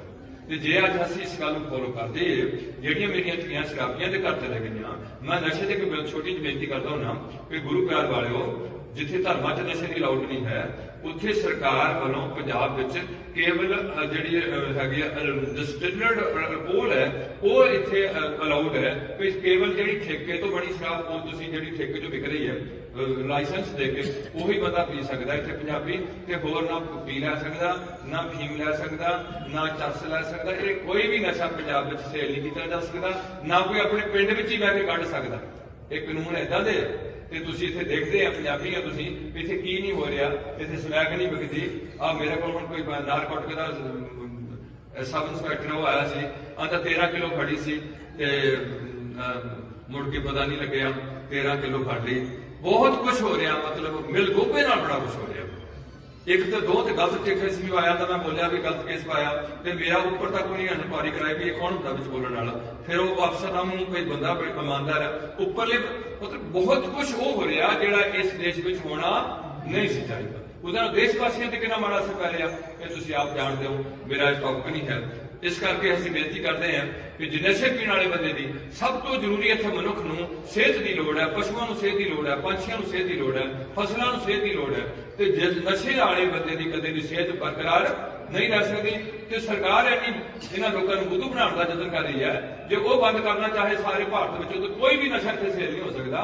ਤੇ ਉਹ ਲਿਖ ਦਿੰਦੀ ਹੈ ਕਿ ਪੀਣਾ ਸਿਹਤ ਲਈ ਹਾਨੀਕਾਰਕ ਹੈ ਤੇ ਮੇਰੇ ਭਰਾ ਪੜ੍ਹੇ ਲਿਖੇ ਵੀ ਉਹਦੇ ਵਿੱਚ ਪੜ ਗਏ ਆ, ਉਹਨਾਂ ਨੂੰ ਪਤਾ ਵੀ ਕਿਡਨੀ ਤੇ ਕੀ ਇਫੈਕਟ ਪਾਊਗਾ। ਡਾਕਟਰ ਪੀ ਰਹੇ ਨੇ, ਮੈਂ ਹੋਰ ਤੱਕ ਪਾਸੇ ਜਿਹਨਾਂ ਨੂੰ ਸਿਹਤ ਦਾ ਬਿਲਕੁਲ ਬੋਡੀ ਦੇ ਹਰ ਗੱਲ ਦਾ ਪਤਾ, ਉਹ ਵੀ ਨਸ਼ਾ ਪੀ ਰਹੇ ਨੇ। ਇਹਦਾ ਮਤਲਬ ਲੋਕਾਂ 'ਚ ਇੰਨਾ ਦਬਾਅ ਆ, ਇਹਨਾਂ ਨੂੰ ਇੰਨੀ ਅਟੈਂਸ਼ਨ ਹੋ ਗਈ ਹੈ, ਜਾਂ ਇਹਨਾਂ ਨੂੰ ਇੰਨਾ ਡਿਪਰੈਸ਼ਨ ਹੋਇਆ ਪਿਆ, ਇਹਨਾਂ ਨੂੰ ਨੀਂਦ ਨਹੀਂ ਆਉਂਦੀ, ਇਹਨਾਂ ਦਾ ਚੈਨ ਨਹੀਂ ਮਨ ਫੜਦਾ, ਭੜਕਦਾ ਰਹਿੰਦਾ। ਉਹ ਭੜਕਾਹਟ ਨੂੰ ਕਦੇ ਫਿਲਮਾਂ ਦੇਖ ਕੇ ਠੀਕ ਕਰਦੇ ਨੇ, ਕਦੇ ਗਾਣੇ ਸੁਣ ਕੇ, ਕਦੇ ਕਲੱਬਾਂ 'ਚ ਜਾ ਕੇ, ਤੇ ਕਦੇ ਨਸ਼ਾ ਲੈ ਕੇ ਉਹ ਅਸ਼ਾਂਤੀ ਨੂੰ ਸ਼ਾਂਤੀ 'ਚ ਬਦਲਣਾ ਚਾਹੁੰਦੇ ਨੇ। ਪਰ ਸ਼ਾਂਤੀ ਏਦਾਂ ਨਹੀਂ ਮਿਲ ਸਕਦੀ ਹੈ। सुख तब ही है जो सुख को चाहे सदा शरण राम की ले। गुरु तेग बहादुर साहब दे याद करिए, जो सुख को चाहे सदा शरण राम की ले, कहो नानक सुन रे मना दुर्लभ मानुख। वो मना मनुख का शरीर मिलना बहुत औखा है। ये तो थले जुना जगिया वो तेन मिल जाएगियां बिना जतन तो, पर यह तेन बड़ी तेन कीमती समा मिलिया। जे अज मेरे सारे देशवासी इस गल को समझण कि असीं झूठ नहीं बोलना, मेरे नाल कोई चीज नहीं जानी, मेरे देखना अज तक जिन्हें भी आप देखे, कोई भी बंदा इतों ना कोई कुदरत पदार्थ लैके गया, ना बच्चे लैके गया, ना कोई कोठी लैके गया, ना कोई रुतबा लैके गया। चंगा ते माड़ा कर्म किया होया उन्होंने असीं कहने नाल तुर के लैके चले गए। जे असीं चंगे कर्म करते साडा देश तरक्की ते हुंदा। इस करके धर्म सानूं इह चंगियाई बारे सूचित करदा, अगाह करा रहा। तां असीं बेनती करते हैं भी भाई नगुरे का है नाम ਇਹ ਕੰਮ ਨੂੰ ਛੱਡੋ। ਜਿਹੜੀ ਧੀ ਸਾਡੀ ਕਿਸੇ ਹੋਰ ਸਿੱਖ ਧਰਮ ਵਿੱਚ ਕੋਈ ਗੁਰੂ ਨਹੀਂ ਹੋਰ ਹੋ ਸਕਦਾ। 1708 ਤੋਂ ਸਾਨੂੰ ਹੁਕਮ ਹੋਇਆ ਵਾ ਕਿ ਸਭ ਸਿੱਖਾਂ ਨੂੰ ਹੁਕਮ ਹੈ ਗੁਰੂ ਮਾਨਿਓ।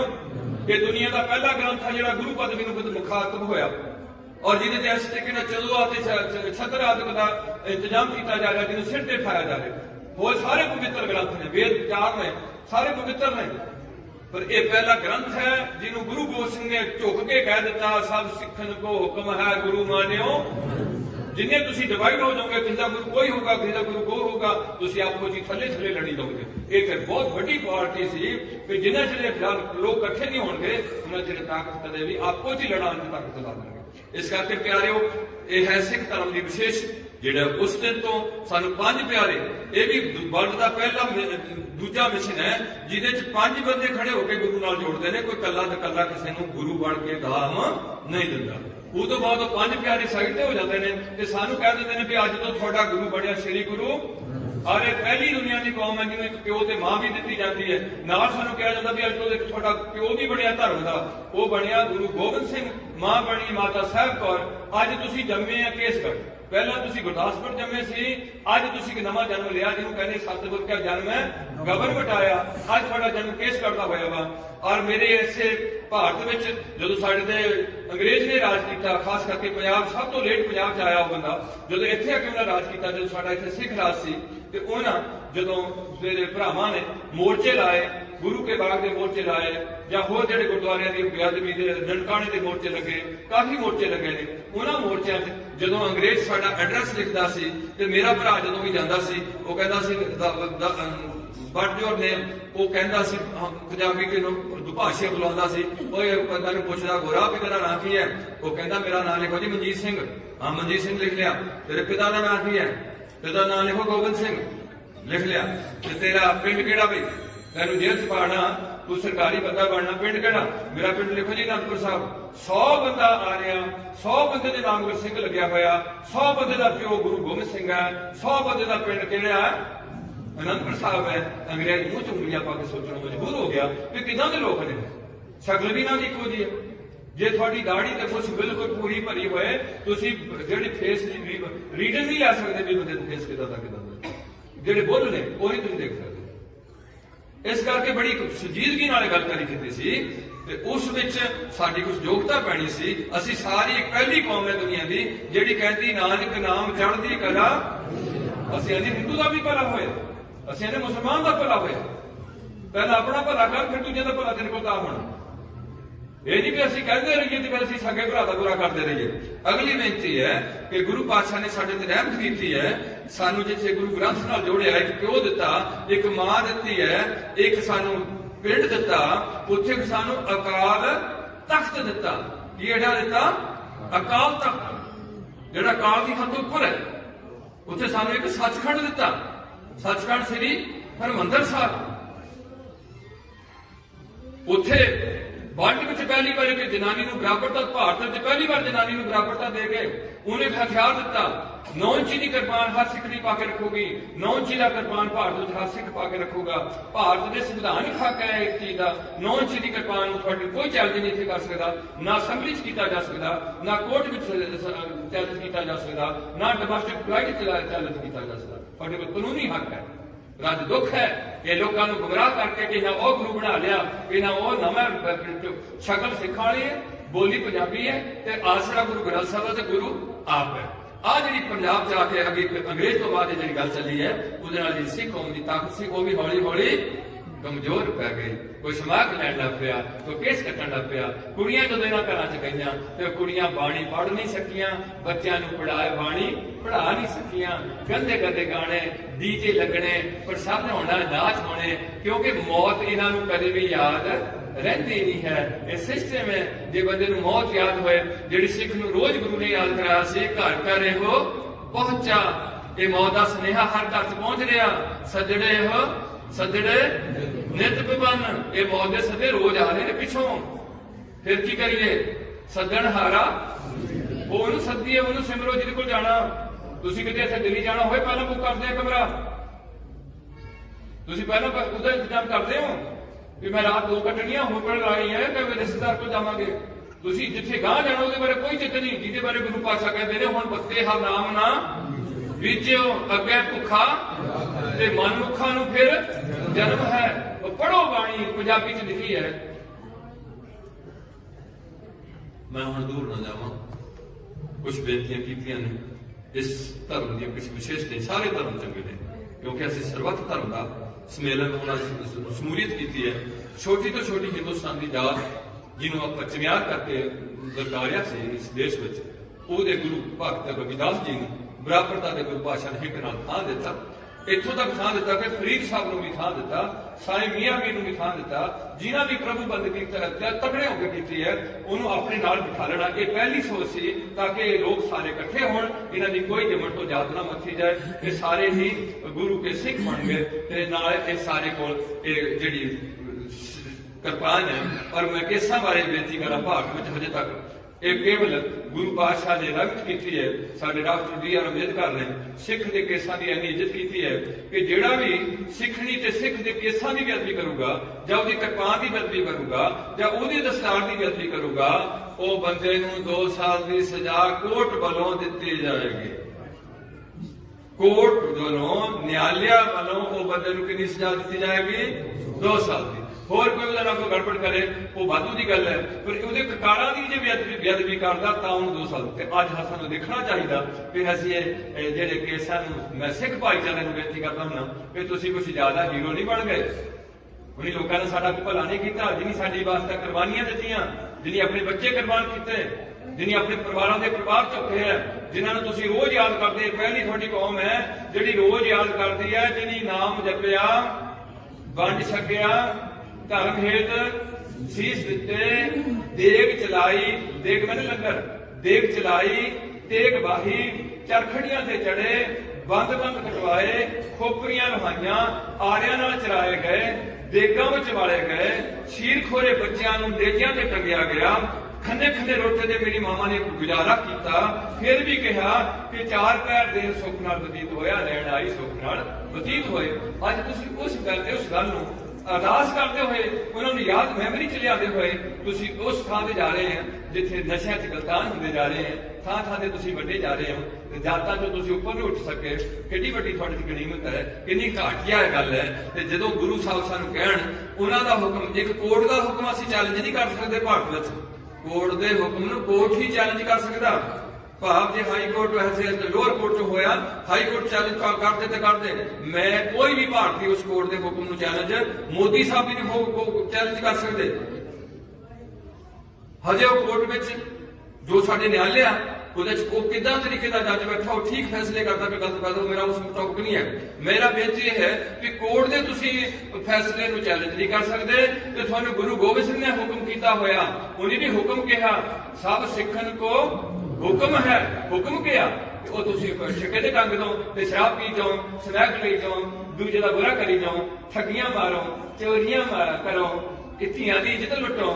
ਫਿਰ ਤੁਸੀਂ ਕਹੋ ਅੱਜ ਸਿੱਖ ਨੇ। ਮੈਂ ਫਿਰ 20 ਸ਼ਬਦ ਬੋਲਣਾ ਗੁਰੂ ਦੀ ਹਜ਼ੂਰੀ ਚ। ਇਸ ਕਰਕੇ ਤੁਸੀਂ ਲੋਕਾਂ ਦੀ ਇੱਜ਼ਤ ਬਚਾਈ ਹੈ। ਤੁਹਾਡਾ ਮੂੰਹ ਬੋਲਦਾ ਇਤਿਹਾਸ ਹੈ। 20,000 ਦੀ ਕੁੜੀ ਜਿਹੜੀ ਹਿੰਦੁਸਤਾਨ ਤੋਂ ਗਜਨੀ ਲੈ ਕੇ ਜਾ ਰਿਹਾ ਉਹ ਅਮਦਾਲੀ, ਉਹਦੇ ਕੋਲ ਖੋ ਕੇ ਤੁਸੀਂ ਉਹਨਾਂ ਦੇ ਘਰੇ ਜਿਸ ਤਰ੍ਹਾਂ ਭੇਜੀ ਹੈ।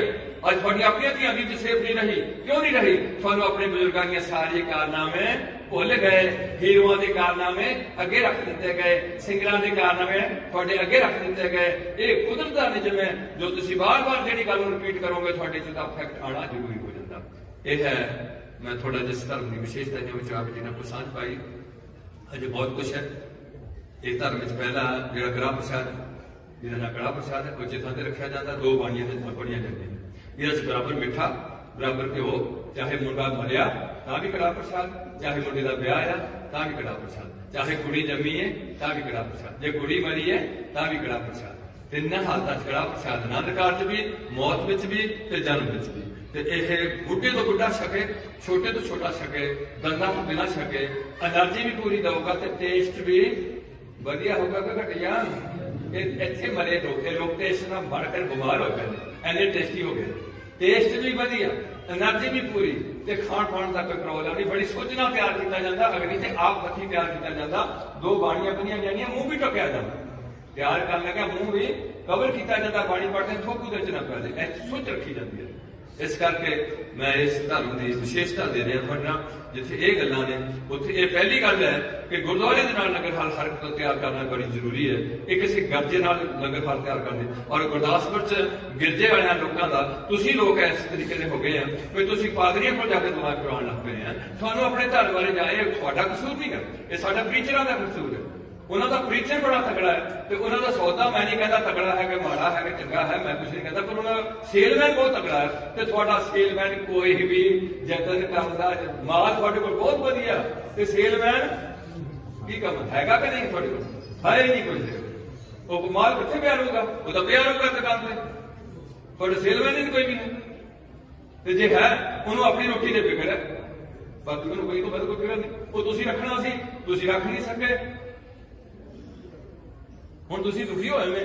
ਕੁੜੀਆਂ ਛੱਡੀਆਂ ਜਾਣ ਡੀਆਂ ਨੇ, ਕੁੜੀਆਂ ਆਪਣੀ ਮਰਜ਼ੀ ਨਾਲ ਵਿਆਹ ਕਰਨ ਨੂੰ ਨਿਕਲ ਪਈਆਂ ਨੇ। ਉਹਨਾਂ ਨੂੰ ਪਤਾ ਨਹੀਂ ਵੀ ਸਾਡੇ ਅਗਲੇ ਘਰ 'ਚ ਕੀ ਹਾਲਤ ਹੋਊਗੀ, ਕੱਲ ਨੂੰ ਸਾਨੂੰ ਕੁੱਟੂਗਾ, ਛਿੱਤਰ ਫੇਰੂਗਾ, ਹੋਰ ਕੋਈ ਐਸੀ ਉੱਥੇ ਇੰਸੀਡੈਂਟ ਵਾਪਰੂਗੀ। ਮੈਂ ਮਾਂ ਕੋਲ ਕਿੱਦਾਂ ਆਊਗੀ ਜਿਹੜੀ ਮਾਂ ਦੀ ਮੈਨੂੰ ਨਾ ਮੇਰੀ ਲੈਟਰ ਨੂੰ ਸਾਫ਼ ਕਰਕੇ ਮੈਨੂੰ ਮੰਜੇ ਤੋਂ ਸੁੱਕੇ ਥਾਂ ਪਾ ਕੇ ਮੈਨੂੰ ਆਪ ਪਿਸ਼ਾਬ ਦੇ ਥਾਂ ਤੇ ਪਈ ਹੈ। ਉਹਨਾਂ ਮੈਨੂੰ ਔਖੀ ਸੌਖੀ ਹੋ ਕੇ ਰੁੱਖੀ ਰੋਟੀ ਖਾ ਕੇ ਮੈਨੂੰ ਦੁੱਧ ਚਗਾ ਕੇ ਬੜੀ ਤਗੜੀ ਕੀਤਾ, ਮੈਨੂੰ ਸਕੂਲ ਭੇਜਿਆ, ਮੇਰੇ ਸਾਰੇ ਖਰਚ ਦਿੱਤੇ, ਮੈਨੂੰ ਕੱਪੜੇ ਕਿਸੇ ਉਹ ਮੁੰਡੇ ਨਾਲ ਨਹੀਂ ਦਿੱਤੇ ਜਿਹਦੇ ਪਰ ਮਨ ਲੱਗੀ ਹੈ, ਮੈਨੂੰ ਕੱਪੜੇ ਮੇਰੀ ਮਾਂ ਨਾਲ ਦਿੱਤੇ ਆ, ਆਪਣੇ ਪਾਟੇ ਪਾ ਕੇ ਵੀ ਮੈਨੂੰ ਚੰਗੇ ਦਿੱਤੇ ਹੈ। ਅੱਜ ਮੈਨੂੰ ਆਪਣੀ ਪਾਟਾ ਜਾਂ ਮੇਰੇ ਪਿਓ ਨਾਲ ਕੋਈ ਪਜਾਮਾ ਪਾ ਕੇ ਮੈਨੂੰ ਪੈਂਟ ਲੈ ਕੇ ਦਿੱਤੀ ਵੀ ਮੇਰਾ ਮੁੰਡਾ ਅਫਸਰ ਬਣੂਗਾ। ਅੱਜ ਮੈਂ ਉਹਦੀ ਕੀ ਇੱਜ਼ਤ ਕਰਨੀ ਹੈ? ਇਸ ਸਮਾਜ ਦੀਆਂ ਗੱਲਾਂ ਸਿੱਧੇ ਛੱਡ ਬੈਠੇ। ਸੋ ਮੈਂ ਆਪ ਨੂੰ ਲੰਮਾ ਨਹੀਂ ਖਾਣਾ। ਸ਼ਦਾਈ ਬੰਦਾ ਭੌਂਕਦਾ ਭੌਂਕਦਾ ਹੱਕ ਜਾਂਦਾ। ਸਵੇਰ ਦੀ ਮੇਰੀ ਭੁੰਕਾਈ ਸ਼ੁਰੂ ਹੋਈ, ਪਿੰਡ ਘਰੇ ਆ ਜਾਂਦੇ ਲੋਕ ਵੀ ਜਿੱਦਾਂ ਬਾਬਾ ਮੈਂ ਦਵਾਈ ਨਾ, ਮੈਂ ਨਾ ਕੋਈ ਬਾਬਾ ਹੈ, ਨਾ ਕੋਈ ਸੰਤ ਹੈ, ਨਾ ਕੋਈ ਡਾਕਟਰ ਹੈ, ਨਾ ਕੋਈ ਮੈਂ ਵਕੀਲ ਹੈ, ਨਾ ਕੋਈ ਮੈਂ ਕੰਸਲਟੈਂਟ ਹੈ ਵੀ ਤੁਹਾਨੂੰ ਬਾਹਰ ਕਿੱਦਾਂ ਭੇਜਣਾ। ਹਰ ਬੰਦਾ ਜਿਹੜਾ ਇੱਥੋਂ ਤੱਕ ਨਾ ਲੋਕਾਂ ਦੀ ਸੋਚ ਦਿਖ ਚੁੱਕੀ ਹੈ ਕਿ ਹਾਂ ਸਾਰੇ ਕੰਮ ਬਾਬਾ ਕਰੂਗਾ। ਦੁਨੀਆ ਦਾ ਕੋਈ ਬੰਦਾ ਨਹੀਂ ਜਿਹੜਾ ਕਦੇ ਵੀ ਸਾਰੇ ਕੰਮ ਕਰੂਗਾ। ਜੇ ਹੈ ਉਹ ਹੈਗਾ ਕਰਨ ਕਾਰਨ ਪ੍ਰਭ ਦੂਸਰਾ ਨਾ ਹੀ ਇੱਕ ਅਕਾਲ ਪੁਰਖ ਦੀ ਸ਼ਕਤੀ ਹੈ ਜਿਹੜੀ ਸਾਰੇ ਕੰਮ ਕਰਦੀ ਹੈ। ਬੰਦੇ ਆਪਣੇ ਆਪਣੇ ਕੰਮ ਕਰੀ ਜਾਣ, ਉਹ ਵੀ ਇਮਾਨਦਾਰੀ ਨਾਲ ਕਹਿ ਨਹੀਂ ਬਣਾ। ਇਸ ਕਰਕੇ ਗੁਰੂ ਪਾਤਸ਼ਾਹ ਰਹਿਮਤ ਕਰਨ। ਇਹ ਸੀ ਮੇਰਾ ਥੋੜਾ ਧਾਰਮਿਕ ਵਿਸ਼ੇ ਨਾਲ ਤੁਹਾਡੇ ਪ੍ਰਸ਼ਾਦ ਬਾਰੇ ਦੱਸਿਆ। ਅਸੀਂ ਕੀ ਚਾਹੁੰਦੇ ਹਾਂ ਕਿ ਜਿਹੜੇ 3 ਕੰਮ ਨੇ ਇਹ ਗਰੀਬ ਤੋਂ ਗਰੀਬ ਨਾਲ ਵੀ ਹੋਣੇ ਆ, ਅਮੀਰ ਤੋਂ ਅਮੀਰ ਦੇ ਵੀ ਹੋਣੇ। ਗਰੀਬ ਬੰਦਾ ਕਿਸੇ ਜ਼ਿੰਦਗੀ ਅਮੀਰ ਹੋ ਸਕਦਾ, ਅਮੀਰ ਬੰਦਾ ਕਿਸੇ ਵੀ ਟਾਈਮ ਗਰੀਬ ਵੀ ਹੋ ਸਕਦਾ। ਦੂਸਰਾ, ਹਰ ਜ਼ਿੰਦਗੀ ਵਿੱਚ ਸੁੱਖ ਤੇ ਦੁੱਖ ਦਾ ਸੁਮੇਲ ਆਉਂਦਾ।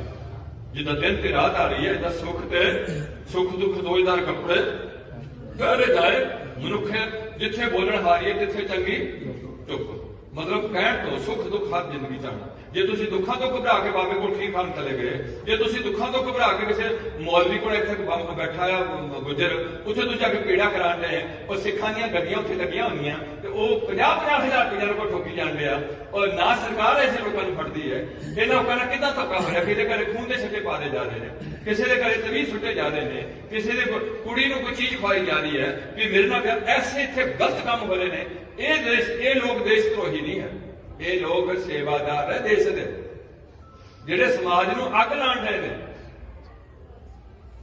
ਜੇ ਤੁਹਾਨੂੰ ਸਿਆਣਪ ਹੁੰਦੀ, ਤੁਸੀਂ ਗੁਰੂ ਗ੍ਰੰਥ ਸਾਹਿਬ ਤੋਂ ਟੇਕ ਰੱਖਦੇ ਸਾਰੇ ਸਿੱਖ ਭਾਈਚਾਰਾ, ਕਿਸੇ ਵੀ ਆਪਣੇ ਗੁਰਦੁਆਰੇ ਤੋਂ ਬਾਹਰ ਨਿਕਲਦੇ ਤੇ ਇਹ ਕਿਸੇ ਵੀ ਬਾਬੇ ਦਾ ਡੇਰਾ ਪੰਜਾਬ ਵਿੱਚ ਸਿੱਖਾਂ ਵੱਲੋਂ ਚਲਾਇਆ ਨਹੀਂ ਸੀ ਜਾਣਾ। ਉਹਨੇ ਘਰ ਬੈਠੇ ਉਹਨਾਂ ਨੂੰ ਲੋਹੜੀ ਲਾ ਕੇ ਰੋਟੀ ਖਾਣੀ ਪੈਣੀ ਸੀ। ਅੱਜ ਉਹ ਤੁਸੀਂ ਹਾਈਲਾਈਟ ਕੀਤੇ ਹੋਏ ਨੇ ਲੋਕ ਤੇ ਲੱਭਿਆ ਤੁਹਾਨੂੰ ਕੱਖ ਨਹੀਂ, ਤੁਸੀਂ ਦੁਖੀ ਹੋ ਗਏ। ਮੈਂ ਇਸ ਕਰਕੇ ਮੈਂ ਥੋੜੀ ਪਿੱਛੇ ਬੇਨਤੀ ਕਰਦਾ ਜਾਂਦਾ ਹੁੰਦਾ ਕਿ ਇਹ ਸਾਰਾ ਵਿਸ਼ੇਸ਼ਤਾਈਆਂ ਤੁਹਾਡੇ ਕੋਲ ਹੈ। ਆਪਣੇ ਲੜਕੀਆਂ ਦੇ ਆਨੰਦ ਕਾਰਜ ਜਿਵੇਂ ਇੱਥੇ ਹੁੰਦੇ ਨੇ ਗੁਰਦੁਆਰੇ 'ਚ ਕਰੋ, ਨਾ ਜਾਓ ਪੈਸਾ, ਮੈਨੂੰ ਦੁੱਖ ਨਹੀਂ ਹੈ। ਅਮੀਰ ਬੰਦਾ ਜਾਊਗਾ, ਬਹੁਤ ਕੁਛ ਕਰੂਗਾ, ਟਸਨ ਕਰੂਗਾ। ਇਹ ਮੇਰੇ ਦੇਸ਼ ਦਾ ਬਹੁਤ ਜ਼ਿਆਦਾ ਪੈਸਾ ਲੇਡੀਜ਼ ਛੂਟ ਤੇ ਬਰਬਾਦ ਹੋ ਰਿਹਾ, ਫੈਸ਼ਨ ਤੇ ਬਰਬਾਦ ਹੋ ਰਿਹਾ, ਬਹੁਤ ਪੈਸਾ ਫੈਸ਼ਨ ਦਿੰਦਾ। ਤੇ ਅਗਲੇ ਸਾਡੇ ਸੇਲਮੈਨ ਐਡੇ ਤਗੜੇ ਹੁੰਦੇ ਨੇ, ਉਹ ਤੁਹਾਨੂੰ ਕੋਈ ਨਾ ਕੋਈ ਵਿਗਿਆਪਨ ਦੇਈ ਜਾਣਾ, ਕਦੇ ਝਗੜਾ ਬੰਦ ਕਰ ਦੇਣਾ, ਕਦੇ ਸਲਵਾਰ ਖੁੱਲੀ ਕਰ ਦੇਣੀ, ਕਦੇ ਇੱਧਰ ਵੜ ਲਓ, ਕਦੇ ਇੱਧਰ ਨੂੰ, ਕਦੇ ਇੱਥੇ ਫੀਕੀਆਂ ਲਾ ਲਓ, ਕਦੇ ਉਹ ਪਹਿਲਾਂ ਖਰਾਬ ਹੋ ਗਿਆ ਤੇ ਨਵਾਂ ਫੇਰ ਚੱਲ ਪਿਆ। ਮਤਲਬ ਤੁਹਾਨੂੰ ਕੋਲ ਪੈਸਾ ਕਿਸੇ ਵੀ ਹਾਲਤ ਵਿੱਚ ਟਿਕਣ ਨਹੀਂ ਦੇਣਾ, ਐਸੀ ਸੋਚ ਦਿੱਤੀ ਹੋਈ। ਇਸ ਗੱਲ ਨੂੰ ਮੁਸਲਮਾਨਾਂ ਦੀ ਮੈਂ ਤਾਰੀਫ ਕਰਦਾ, ਉਹਨੇ ਜਿਹੜੇ ਕੱਪੜੇ ਪਾਏ ਹੈ, ਲੇਡੀਜ਼ ਨਾਲ ਕੱਪੜੇ ਕਵਰ ਕੀਤੇ ਹੋਏ ਨੇ ਸਾਰਾ ਬੋਡੀ, ਤੇ ਜਿਹੜਾ ਉਹਨਾਂ ਦੇ ਮੇਲ ਹੈ ਦੁਬਈ 'ਚ ਮੈਨੂੰ ਪਤਾ ਲੱਗਿਆ ਸਾਰਿਆਂ ਦਾ ਇੱਕੋ ਜਿਹਾ ਗਾਊਨ ਪਾਇਆ ਹੋਇਆ, ਕਲਾਸ 1 ਵੀ ਕਲਾਸ 2 ਵੀ ਕੱਪੜਾ ਇੱਕੋ ਜਿਹਾ ਰੱਖਿਆ, ਉਦਾਂ ਉਹਦੇ ਰੈਂਕ ਕਰਕੇ ਉਹਦਾ ਸਤਿਕਾਰ ਦਿੱਤਾ ਹੋਇਆ। ਉਸ ਕਿੰਨੇ ਪੈਸੇ, ਕਰੋੜਾਂ ਰੁਪਏ ਉਹ ਗੱਲ 'ਚ ਬਚਾ ਕੇ ਸਾਡੇ। ਇਸ ਕਰਕੇ ਮੈਂ ਇਸ ਟੌਪਿਕ ਨੂੰ ਨਾ ਛੋੜਦਾ ਹੋਇਆ ਆਪ ਦੀ ਨਾਗਲੀ ਬੇਨਤੀ ਕਰਾਂ ਕਿ ਕੋਸ਼ਿਸ਼ ਕਰੋ ਕਿ ਆਪਣਾ, ਕਿਉਂਕਿ ਗਰੀਬ ਨੇ ਵੀ ਕੁੜੀ ਘਰੋਂ ਤੋਰਨੀ ਹੈ, ਗਰੀਬ ਦੇ ਘਰ ਮੌਤ ਆਣੀ ਹੈ। ਤੇ ਮੇਰਾ ਗੁਰੂ ਪਾਤਸ਼ਾਹ, ਇੱਥੇ ਤੁਹਾਨੂੰ ਇਹ ਸੋਚਣਾ ਪੈਣਾ, ਗੁਰੂ ਨਾਨਕ ਪਾਤਸ਼ਾਹ ਸ਼ਾਹ ਨਵਾਜ਼ ਨੇ ਕਿ ਗਰੀਬ ਨਵਾਜ਼ ਨੇ? ਗੁਰੂ ਨਾਨਕ ਪਾਤਸ਼ਾਹ ਪਹਿਲਾ ਪੈਗੰਬਰ ਹੈ ਜਿਹਨੂੰ ਅਸੀਂ ਸੰਬੋਧਨ ਕੀਤਾ ਨਿਮਾਣਿਆਂ ਦਾ ਮਾਣ, ਨਿਤਾਣਿਆਂ ਦਾ, ਨਿਉਟਿਆਂ ਦੀ, ਨਿਆਸਰਿਆਂ ਦਾ, ਨਿਗਤਿਆਂ ਦੀ, ਨਧਰਿਆਂ ਦੀ। ਪਹਿਲਾ ਪਾਤਸ਼ਾਹ ਇਹ ਹੈ ਗੁਰੂ ਨਾਨਕ, ਗਰੀਬ ਨਵਾਜ਼, ਜਿਹੜਾ ਲਿਖਦਾ ਆਪਣੀ ਕਲਮ ਨਾਲ, ਪ੍ਰਮਾਤਮਾ ਨੂੰ ਭੇਜਿਆ ਸੁਨੇਹਾ ਲਿਖਦਾ, ਜੈਸੀ ਮੈਂ ਆਵੈ ਖਸਮ ਕੀ ਬਾਣੀ ਜੈਸੇ ਨਾ ਕਰੀ। ਕੀ ਲਿਖ ਰਹੇ ਨੇ? ਨੀਚਾ ਅੰਦਰ, ਨੀਚ ਜਾਤ, ਨੀਚੀ ਹੂੰ ਅਤ ਨੀਚ, ਨਾਨਕ ਤਿਨ ਕਹਿ ਸੰਗ ਸਾਥ, ਵੱਡਿਆਂ ਸੋ ਕਿਆ ਰੀਸ। ਜਿੱਥੇ ਨੀਚ ਸੰਭਾਲੀਏ, ਜਿੱਥੇ ਲੋਕ ਗਰੀਬ ਲੋਕਾਂ ਨੂੰ ਸੰਭਾਲ ਕੀਤੀ ਜਾਊਗੀ, ਜਿੱਥੇ ਨਜ਼ਰ ਤੇਰੀ ਉੱਥੇ ਤੇਰੀ ਬਖਸ਼ਿਸ਼ ਦੀ ਨਜ਼ਰ ਹੋਊਗੀ। और थोड़ी लैंग्वेज से पहला ग्रंथ भारत में लिखा गया, कदे आज तक इस होर लैंग्वेज पर ग्रंथ नहीं लिखा गया। जिन्हें ऋषियों ने, मेरे वीरिया ने लिखे ने ग्रंथ, बुजुर्गों ने, वो सारे संस्कृत देते हुए वो देव भाषा के लिए ब्राह्मण को सी और कोई बताओ भाषा नहीं सीख सकता। तो थानू कह दिता गया खत्तरी ब्राह्मण छूत वैस उपदेश चौं भगना को।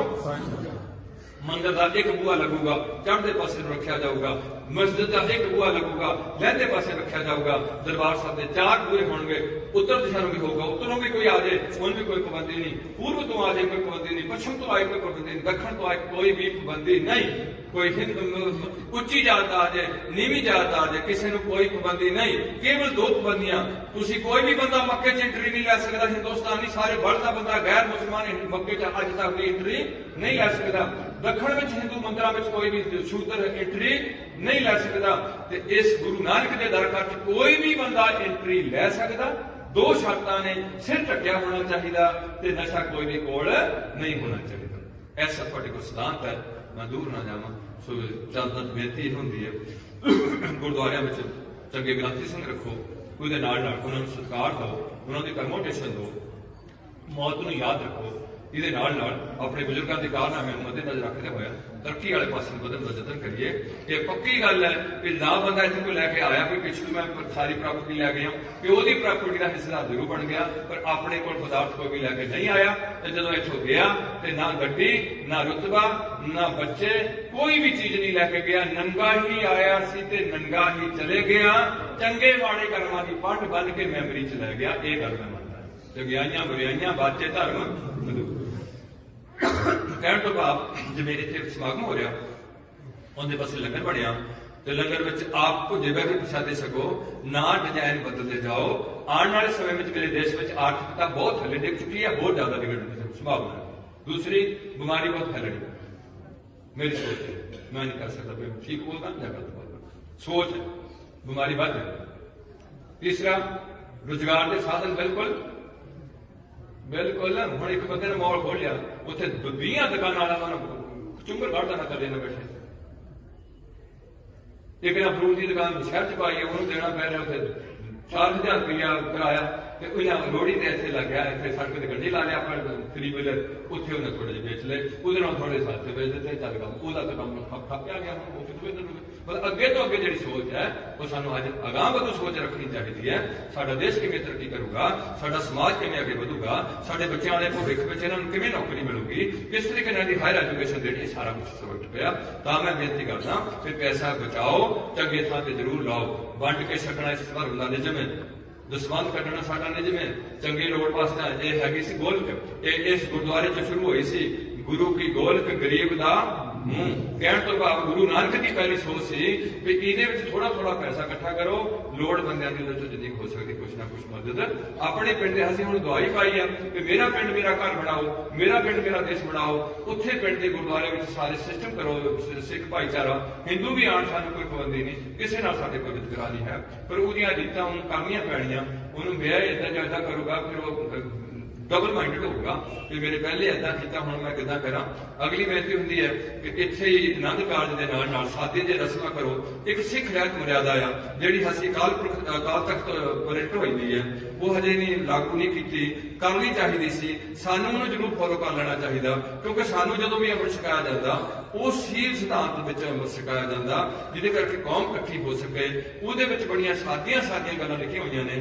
ਕਿਸੇ ਕੁੜੀ ਨੂੰ ਵਿਆਹ ਦੇ ਟਾਈਮ ਸਿਹਰਾ ਜਿਹੜੀ ਤੁਸੀਂ ਕਰਦੇ ਹੋ, ਜਿਹੜੀ ਉਹ ਗਾਗਰਾਂ ਸਿਰ ਤੇ ਚੁੱਕ ਲਈਆਂ, ਬੱਤੀਆਂ ਜਗਾ ਕੇ ਜਾਗੋ ਆ ਗਈ ਹੈ ਤੁਹਾਡੀ, ਜਾਂ ਹੋਰ ਕੋਈ ਐਸੇ ਖੰਡ ਕਰਦੇ ਹੋ, ਮਹਿੰਦੀਆਂ ਲਵਾਉਣੀਆਂ 10-10, 8-8 ਹਜ਼ਾਰ ਦੀਆਂ, ਇਹ ਗੱਲਾਂ ਛੱਡ ਦੋ ਤੇ ਪੈਸਾ ਜਿੱਥੋਂ ਹੁੰਦਾ ਬਚਾਓ ਤੇ ਸਿਹਤ ਬੰਦ ਰਹੋ, ਚੰਗੀ ਖੁਰਾਕ ਖਾਓ। ਇਹਦੇ ਨਾਲ ਨਾਲ ਇੱਥੇ ਆਨੰਦ ਕਾਰਜ ਕਰਕੇ, ਇੱਥੇ ਮਿਰਕ ਦਾ ਭੋਗ ਪਾ ਕੇ ਇਹ ਮਿੰਟ ਦੀ ਯੂਜ਼ ਕਰੋ।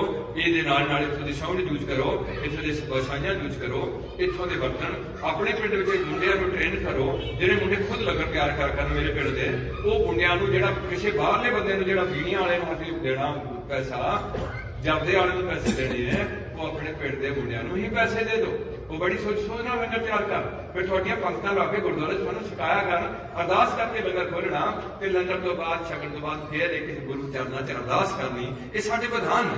ਤੇ ਜਦੋਂ ਇੱਕ ਦੂਜੇ ਨੂੰ ਮਿਲਣਾ ਤੇ ਕਹਿਣਾ ਵਾਹਿਗੁਰੂ ਜੀ ਕਾ ਖਾਲਸਾ ਵਾਹਿਗੁਰੂ ਜੀ ਕੀ ਫਤਿਹ। ਸਵੇਰ ਨੂੰ 5 ਬਾਣੀਆਂ, ਸ਼ਾਮ ਨੂੰ 2 ਬਾਣੀਆਂ, ਨਾਲ ਆਪੋ ਜੀ ਫਤਿਹ। ਇੱਕ ਅਕਾਲ ਪੁਰਖ ਤੇ ਗੁਰੂ ਗ੍ਰੰਥ ਸਾਹਿਬ ਤੋਂ ਬਿਨਾਂ ਕਿਸੇ ਅੱਗੇ ਸਿਰ ਨਹੀਂ ਝੁਕਾਉਣਾ, ਆਕੜਨਾ ਵੀ ਨਹੀਂ ਤੇ ਸਿਰ ਝੁਕਣ ਵੀ ਨਹੀਂ ਦੇਣਾ। ਇਹਦੇ ਨਾਲ ਨਾਲ ਕਿਸੇ ਧਰਮ ਦੀ ਤੋਹੀਨ ਨਹੀਂ ਕਰਨੀ।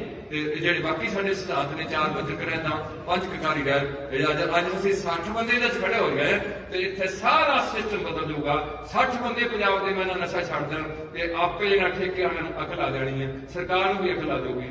ਤੁਸੀਂ ਤੁਹਾਡੇ ਕੋਲ ਤਾਕਤ ਬੜੀ ਹੈ, ਤੁਸੀਂ ਉਹ ਤਾਕਤ ਨੂੰ, ਉਹ ਨਾ ਤੁਹਾਡੀ ਇਕੱਠੀ ਹੋ ਕੇ ਤਾਂ ਖੋਟਨ ਜਾਣ ਦੇਣਾ ਚਾਹੁੰਦੇ ਨੇ, ਨਾ ਤੁਹਾਡੇ ਤੇ ਨਹੀਂ ਸੋਚੀ ਹੈ। ਤੁਸੀਂ ਨਸ਼ੇ ਖਾ ਕੇ ਬੁੱਧੀ ਭ੍ਰਿਸ਼ਟ ਕੀਤੀ ਹੋਈ ਹੈ।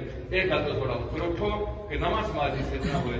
ਜੋ ਮੇਰੇ ਪਾਤਸ਼ਾਹ ਦੀ ਸੋਚ ਸੀ, ਸਭੇ ਸਾਂਝੀ ਵਾਰ ਸਦਾਇ, ਤੂੰ ਕਿਸੇ ਨਾਲ ਦੱਸਿਆ ਬਾਹਰ ਆ ਜਿਓ, ਉਹ ਮੇਰੇ ਗੁਰੂ ਦੀ ਸੋਚ ਸੀ ਕਿ ਸਾਰੇ ਕੋਆਪਰੇਟ ਹੋ ਕੇ ਸਾਂਝੀ ਵਾਰਤਾ ਨਾਲ ਚੱਲੀਏ। ਗੁਰੂ ਕੁਦਰਤ ਨਾਲ ਸੂਰਜ ਸਾਂਝਾ ਤਿਆਰ ਕੀਤਾ, ਹਵਾ ਸਾਂਝੀ ਤਿਆਰ ਕੀਤੀ ਹੈ, ਧਰਤੀ ਸਾਂਝੀ ਤਿਆਰ ਕੀਤੀ ਹੈ, ਪਾਣੀ ਸਾਂਝਾ ਤਿਆਰ ਕੀਤਾ ਹੈ, ਬੋਡੀ ਦੀ ਕੰਸਟਰਕਸ਼ਨ ਸੇਮ ਕੀਤੀ ਹੈ। ਜਿੱਥੇ ਮੇਰਾ ਵੇਦਾ ਉੱਥੇ ਸਾਰੀ ਮਨੁੱਖਤਾ ਚ ਬੰਦਿਆਂ ਦਾ ਵੇਦਾ ਲੱਗਿਆ ਹੋਇਆ, ਜਿੱਥੇ ਮੇਰੇ ਕੰਨ ਨੇ ਇੱਥੇ ਸਾਰੇ ਲੱਗੇ ਹੋਏ ਨੇ। ਕਲਰ ਦਾ ਫਰਕ ਹੈ, ਜਿਹੜੇ ਠੰਡੇ ਇਲਾਕੇ 'ਚ ਜੰਮਦੇ ਨੇ ਉਹਨਾਂ ਦਾ ਰੰਗ ਜਿਹੜਾ ਚਿੱਟਾ ਹੁੰਦਾ, ਜਿਹੜੇ ਬਹੁਤੇ ਗਰਮ ਇਲਾਕੇ 'ਚ ਜੰਮਦੇ ਨੇ ਉਹਨਾਂ ਦਾ ਰੰਗ ਥੋੜਾ ਜਿਹਾ ਕਾਲਾ ਹੋ ਜਾਂਦਾ। ਗੱਲ ਤੋਂ ਤਾਂ ਮੌਸਮ ਦਾ ਬੰਦੇ ਰੱਬ ਕੋਲੋਂ ਕੋਈ ਨਹੀਂ ਅਸੀਂ ਗੱਲ ਕੀਤੀ ਹੋਈ ਹੈ, ਇਸ ਕਰਕੇ ਉਹਨੂੰ ਅੱਗੇ ਤਰਜੀਹ ਦਈਏ।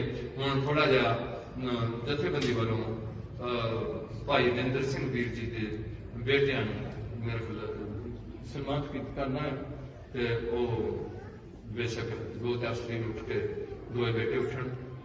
ਉਂਝ ਤਾਂ ਸਾਡੇ 'ਚ ਕੋਈ ਰਸਮ ਨਹੀਂ ਹੁੰਦੀ, ਪਰ 2 ਮਿੰਟ ਹਜੇ ਮੈਂ ਇੱਕ ਤੁਹਾਡੇ ਛੋਟਾ ਜਿਹਾ ਟੌਪਿਕ ਮੇਰਾ ਰਹਿ ਗਿਆ, ਉਹ ਸੀ ਮਿਥਕ ਸੰਸਕਾਰ ਬਾਰੇ ਤੁਹਾਨੂੰ ਜਾਣਕਾਰੀ ਦੇਣੀ। ਕਿ ਜਦੋਂ ਵੀ ਕੋਈ ਸਿੱਖਾਂ ਦਾ ਕੋਈ ਬੰਦਾ ਚੜ੍ਹਾਈ ਕਰਦਾ ਹੈ, ਉਸ ਤੋਂ ਬਾਅਦ ਤੁਸੀਂ ਕੀ ਕਰਦੇ? ਉੱਥੇ ਤੁਸੀਂ ਉਹਦੇ ਅੱਗੇ ਰੋਣਾ ਨਹੀਂ ਹੁੰਦਾ, ਘਰਦਿਆਂ ਨੂੰ ਰੋਣਾ ਨਾ, ਮੁੰਡੇ ਵੀ ਰੋਣਗੇ, ਉਹਦੀ ਕੋਈ ਦੋਤਰੀ ਹੈ ਬਹੁਤ ਉਹ ਵੀ ਮਾੜੀ ਮੋਟੀ ਰੋਗੀ, ਉਹਦੀ ਮੈਸੇਜ ਵੀ ਜ਼ਰੂਰ ਹੋਊਗੀ। ਉਹਨਾਂ ਨੂੰ ਤੁਸੀਂ ਚੁੱਪ ਕਰਾਉਣ ਦਾ ਯਤਨ ਕਰਨਾ, ਰੋਣ ਦਾ ਯਤਨ ਨਹੀਂ ਕਰਨਾ। ਸਨਾਤਨ ਧਰਮ ਵਿੱਚ ਉੱਥੇ ਪਿੱਠ ਸਿਆਪਾ ਕੀਤਾ ਜਾਂਦਾ, ਉੱਥੇ ਪਿੱਟਿਆ ਜਾਂਦਾ ਉਹ ਬੰਦੇ ਵਾਸਤੇ। ਇਹ ਉਹਨਾਂ ਦੇ ਧਰਮ ਦੀ ਮਰਿਆਦਾ ਪਿੱਟਣਾ, ਔਰ ਪਿੱਟਣ ਦਾ ਵੀ ਡਿਜ਼ਾਈਨ ਰੱਖਿਆ ਹੋਇਆ ਕਿ ਕਿੱਦਾਂ ਪਿੱਟਣਾ ਤੁਸੀਂ। ਸਿੱਖ ਧਰਮ ਵਿੱਚ ਨਹੀਂ ਪਿੱਟਣਾ, ਬਾਣੀ ਪੜ੍ਹਨੀ ਸ਼ੁਰੂ ਕਰਨੀ ਬਾਹਰੋਂ ਆ ਕੇ ਸੰਗਤ ਨੇ, ਜਦੋਂ ਸਾਰੀ ਸੰਗਤ ਇਕੱਠੀ ਹੋ ਜਾਏ ਉਦੋਂ ਉਹਦਾ ਸਣੇ ਕੇਸੀ ਇਸ਼ਨਾਨ ਕਰਾਉਣਾ ਸਿੱਖ ਦਾ।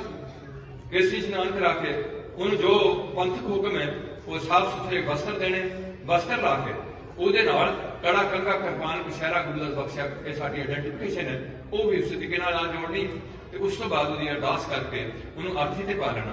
ਅਰਥੀ ਤੇ ਪਾ ਕੇ ਉਹਨੂੰ ਉਸ ਡੈਡ ਬੋਡੀ ਨੂੰ ਜਦੋਂ ਤੁਸੀਂ ਅਰਥੀ ਤੇ ਪਾਣਾ, ਹਾਂ ਉੱਥੇ ਉਹਦੇ ਸਰਾਣੇ ਤੁਸੀਂ ਦੀਵਾ ਬੱਤੀ ਨਹੀਂ ਕਰਨਾ, ਦਾਣੇ ਨਹੀਂ ਰੱਖਣੇ। ਮੈਂ ਸਿੱਖ ਦੀ ਪਰਿਭਾਸ਼ਾ ਦੇ ਦਿਆਂ ਤੁਹਾਨੂੰ, ਦਾਣੇ ਨਹੀਂ ਰੱਖਣੇ। ਤਾਂ ਹੋਰ ਕੋਈ ਗਊ ਦੀ ਪੁੱਛ ਨੂੰ ਹੱਥ ਲਵਾਉਣਾ, ਐਸਾ ਸਿੱਖ ਧਰਮ ਵਿੱਚ ਕੋਈ ਸੋਚ ਨਹੀਂ ਹੈ। ਉਸ ਤਰੀਕੇ ਨਾਲ ਉਹਨੂੰ ਜਦੋਂ ਉਠਾਉਣਾ ਹੈ ਉਦੋਂ ਉਹਦਾ ਸਿਰ ਪਿੰਡ ਵੱਲ ਨੂੰ ਜਾਂ ਘਰ ਵੱਲ ਨੂੰ ਕਰ ਤੇ ਲੱਤਾਂ ਉਹਦੀਆਂ ਸ਼ਮਸ਼ਾਨ ਘਾਟ ਵੱਲ ਨੂੰ ਕਰ ਦੇਣੀਆਂ। ਸਨਾਤਨ ਧਰਮ ਵਿੱਚ ਗੱਲ ਵਿਤਕਰਾ ਹੈ। ਉਹ ਜਦੋਂ ਘਰੋਂ ਚੁੱਕਦੇ ਨੇ ਉਦੋਂ ਸਿਰ ਉਹ ਸ਼ਮਸ਼ਾਨ ਘਾਟ ਨੂੰ ਕਰਦੇ ਨੇ ਤੇ ਲੱਤਾਂ ਘਰ ਨੂੰ ਵੱਢ ਦਿੰਦੇ ਨੇ। ਅੱਗੇ ਜਾ ਕੇ ਟਮਣਾ ਭੁੰਨਦੇ ਨੇ। ਟਮਣਾ ਭੁੰਨਣ ਤੋਂ ਬਾਅਦ ਉਹਦਾ ਉਹ ਫਿਰ ਬਦਲ ਦਿੰਦੇ ਨੇ, ਸਿਰ ਪਿੰਡ ਵੱਲ ਨੂੰ ਤੇ ਲੱਤਾਂ ਸ਼ਮਸ਼ਾਨ। ਸਿੱਖਾਂ ਵਿੱਚ ਐਸੀ ਕੋਈ ਵੀ ਸੋਚ ਨਹੀਂ ਹੈ। ਔਰ ਇਹ ਮੈਂ ਜ਼ਰੂਰ ਬੇਨਤੀ ਕਰਦਾ ਕਿ ਉਹਦਾ ਸਿਰ ਪਿੰਡ ਵੱਲ ਨੂੰ ਕਰਨਾ ਤਾਂ ਕਿ ਅਸੀਂ ਮਗਰ ਬਾਣੀ ਪਾਣੀ ਕੋਈ ਵੀ ਬੇਅਦਬੀ ਦਾ ਚਾਂਸ ਨਾ ਬਣੇ। ਉਸ ਤੋਂ ਬਾਅਦ ਉਹਨੂੰ ਅਰਦਾਸ ਕਰਕੇ ਉਠਾ ਕੇ ਬੜੀ ਇੱਜ਼ਤ ਸਤਿਕਾਰ ਨਾਲ, ਮੈਂ ਹੁਣ ਇੱਕ ਛੋਟੀ ਜਿਹੀ ਗੱਲ ਵਿੱਚ ਹੋਰ ਜੋੜੀ ਹੋਈ ਹੈ, ਉਹ ਰਹਿਤ ਮਰਿਆਦਾ ਚ ਨਹੀਂ ਲਿਖੀ ਹੋਈ। ਮੈਂ ਕਹਿੰਦਾ ਕਿ ਜਦੋਂ ਨਰਿੰਦਰਵੀਰ ਸਿੰਘ ਜੀ ਜਾ ਰਹੇ ਸਨ ਅਸੀਂ ਵੀ ਨਾਲ ਤੁਰੇ ਜਾਂਦੇ ਸੀ ਤੇ ਉਹ ਨਰਿੰਦਰਵੀਰ ਸਿੰਘ ਜੀ ਬੜੀ ਉੱਚੀ ਉੱਚੀ ਸਾਨੂੰ ਕਹਿੰਦੇ ਜਾਂਦੇ ਸਨ, ਉਹ ਮੇਰੇ ਮਗਰ ਤੁਰਿਓ ਮਿੱਤਰੋ ਦੋਸਤੋ, ਮੈਂ ਕਦੇ ਵੀ ਇਹਨਾਂ ਮਾੜੀਆਂ 'ਚ ਇੱਕ ਰਾਤ ਕੱਟੀ, ਮੈਂ ਕਦੇ ਰਾਤ ਕੱਟਣ ਨਹੀਂ ਇੱਥੇ ਆਇਆ। ਕਦੇ ਦਿਨੇ ਵੀ ਮੈਂ ਇੱਥੇ ਆ ਕੇ ਬਹੁਤਾ ਸਿਟਿੰਗ ਜੇ ਕਿਸੇ ਮਿੱਤਰ ਦੇ ਨਾਲ ਆਇਆ ਤਾਂ ਮੈਂ ਛੇਤੀ ਦੌੜ ਗਿਆ, ਤੂੰ ਮੈਂ ਦਿਨੇ ਵੀ ਨਹੀਂ ਆਇਆ। ਅੱਜ ਵੀ ਨਹੀਂ ਸੀ ਮੈਂ ਆਣਾ, ਹੁਣ ਤੁਸੀਂ ਮੈਨੂੰ ਚੁੱਕਿਆ ਹੋਇਆ, ਹੁਣ ਮੈਂ ਦੌੜ ਨਹੀਂ ਸਕਦਾ। ਤੁਸੀਂ ਮੈਨੂੰ ਚੱਕ ਲਿਆ, ਬੰਨਿਆ ਹੋਇਆ, ਹੁਣ ਨਹੀਂ ਮੈਂ ਦੌੜ ਸਕਦਾ। ਪਰ ਮੈਂ ਤੁਹਾਨੂੰ ਗੱਲ ਚੇਤੇ ਕਰਾਉਣਾ ਚਾਹੁੰਦਾ ਵੀ ਤੁਹਾਨੂੰ ਵੀ ਨਾ ਤੁਸੀਂ ਆਣਾ ਨਹੀਂ ਇੱਥੇ, ਤੁਹਾਨੂੰ ਇਹਨਾਂ ਨੇ ਚੁੱਕ ਕੇ ਲਿਆਣਾ ਤੇ ਤੁਸੀਂ ਜ਼ਿੰਦਗੀ 'ਚ ਕੋਈ ਵੀ ਮਾੜਾ ਕੰਮ ਨਾ ਕਰਿਓ, ਅਗਲਾ ਸਫ਼ਰ ਬਹੁਤ ਖਤਰਨਾਕ। ਉਹ ਕਹਿੰਦਾ ਜਾ ਰਿਹਾ ਸੀ ਪਰ ਸਾਨੂੰ ਬਹੁਤਾ ਕੁਝ ਨਹੀਂ ਸੁਣ ਰਿਹਾ। ਹੁਣ ਉੱਥੇ ਪਹੁੰਚ ਗਏ ਸ਼ਮਸ਼ਾਨ ਘਾਟ, ਚਿਖਾ ਚੌਨੀ ਜਪਦੀ ਸਭ ਦੇ ਪਾਠ ਨਾਲ ਤੇ ਚਿਖਾ ਦੀ ਚੜਾਈ ਦੇ ਨਾਲ ਨਾਲ ਪਾਠ ਦੀ ਸਮਾਪਤੀ ਹੋ ਗਈ ਹੈ ਤੇ ਉਹਨੂੰ ਅਸੀਂ ਬੋਡੀ ਸਮੇਂ ਨਾਲ ਵਿੱਚ ਰੱਖ ਦੇਣੀ ਹੈ। ਇੱਥੇ ਚੱਲਦਾ ਸਨਾਤਨ ਧਰਮ ਵਿੱਚ ਉਹਦਾ ਜਿਹੜਾ ਫੱਟਾ ਆ ਉਹ ਚੁੱਕ ਕੇ ਦੂਜੇ ਪਾਸੇ ਨੂੰ ਮੁੰਦਾ ਕਰਕੇ ਸੁੱਟਦੇ ਨੇ। ਮੇਰੇ ਭਰਾ ਸਿੱਖਾਂ 'ਚ ਐਸੀ ਕੋਈ ਸੋਚ ਨਹੀਂ, ਫੱਟਾ ਚੁੱਕ ਕੇ ਦੂਜੇ ਪਾਸੇ ਸੁੱਟਣ ਦੀ ਕੋਈ ਵੀ ਲੋੜ ਨਹੀਂ ਹੈ। ਵਿੱਚ ਅੱਗ ਦੇ ਲਾਣਾ ਤੇ ਅੱਗ ਦੇ ਲਾ ਦੋ, ਲੱਕੜਾਂ ਫੁੱਕਣੀਆਂ ਰੱਖਣਾ ਤੇ ਕਿਸੇ ਹੋਰ ਦੇ ਕੰਮ ਆ ਜਾਊਗਾ। ਮਤਲਬ ਇਹ ਸਾਡੇ ਕੋਲ ਸਾਨੂੰ ਕੋਈ ਹੁਕਮ ਨਹੀਂ। ਉਸ ਤੋਂ ਬਾਅਦ ਅਰਦਾਸ ਬੇਨਤੀ ਕਰਕੇ ਘਰੋਂ ਚੁੱਕਿਆ ਸੀ, ਅਰਦਾਸ ਬੇਨਤੀ ਕਰਕੇ ਅੰਗੀਠਾ ਪ੍ਰਚੰਡ ਕਰਨਾ, ਉਹਦੇ ਨਾਲ ਜਿਹੜਾ ਵੀਰ ਜੀ ਦਾ ਘਿਓ ਪਾਤਾ ਉਹ ਤੁਸੀਂ ਆਪਣੀ ਕਪੈਸਿਟੀ ਅਨੁਸਾਰ ਸਰੀਰ ਦਾ ਆਇਆ ਉਹਦਾ ਨਾਲ ਕੋਈ ਉਹਦੀ ਇੱਜ਼ਤ ਨਾਲ ਸਤਿਕਾਰ ਕਰਦੇ ਨੇ। ਪਰ ਕਈ ਬੰਦੇ ਦਰਿਆਵਾਂ 'ਚ ਰੁੱਟ ਜਾਂਦੇ ਨੇ, ਕਈ ਬੰਦੇ ਬੱਬਾ ਨਾਲ ਬਲਾਸਟ ਹੋ ਜਾਂਦੇ ਨੇ, ਕਈ ਬੰਦੇ ਜਿਹੜੇ ਬਰਫਾਂ ਥੱਲੇ ਦੱਬੇ ਜਾਂਦੇ ਨੇ ਬੋਡੀਆਂ, ਕਈ ਬੋਡੀਆਂ ਵਿੱਚ ਜਲ ਕੇ ਖਾ ਜਾਂਦੇ ਨੇ। ਇਹ ਆਪੋ ਆਪਣੀ ਕਿਰਿਆ ਹੁੰਦੀ। ਅਸੀਂ ਉਸ ਸਰੀਰ ਦਾ ਸਤਿਕਾਰ ਦੇ ਤੌਰ ਤੇ ਕੁਝ ਕਰਦੇ ਹਾਂ। ਜਦੋਂ ਅੰਗੀਠੇ ਅਰਦਾਸ ਕਰਕੇ ਅੱਗ ਲਾ ਦਿੱਤੀ ਹੈ, ਇੱਥੇ ਹਿੰਦੂ ਧਰਮ ਵਿੱਚ ਬੇਟਾ ਅੱਗ ਲਾਉਂਦਾ ਆ। ਸਾਡੇ 'ਚ ਐਸੀ ਕੋਈ ਸੋਚ ਨਹੀਂ ਵੀ ਮੁੰਡੇ ਨੇ ਹੀ ਅੱਗ ਲਾਣੀ, ਕੋਈ ਵੀ ਹਿੰਦੂ ਮਿੱਤਰ ਸੰਬੰਧੀ ਨੂੰ ਅੱਗ ਲਾ ਦੇਣੀ।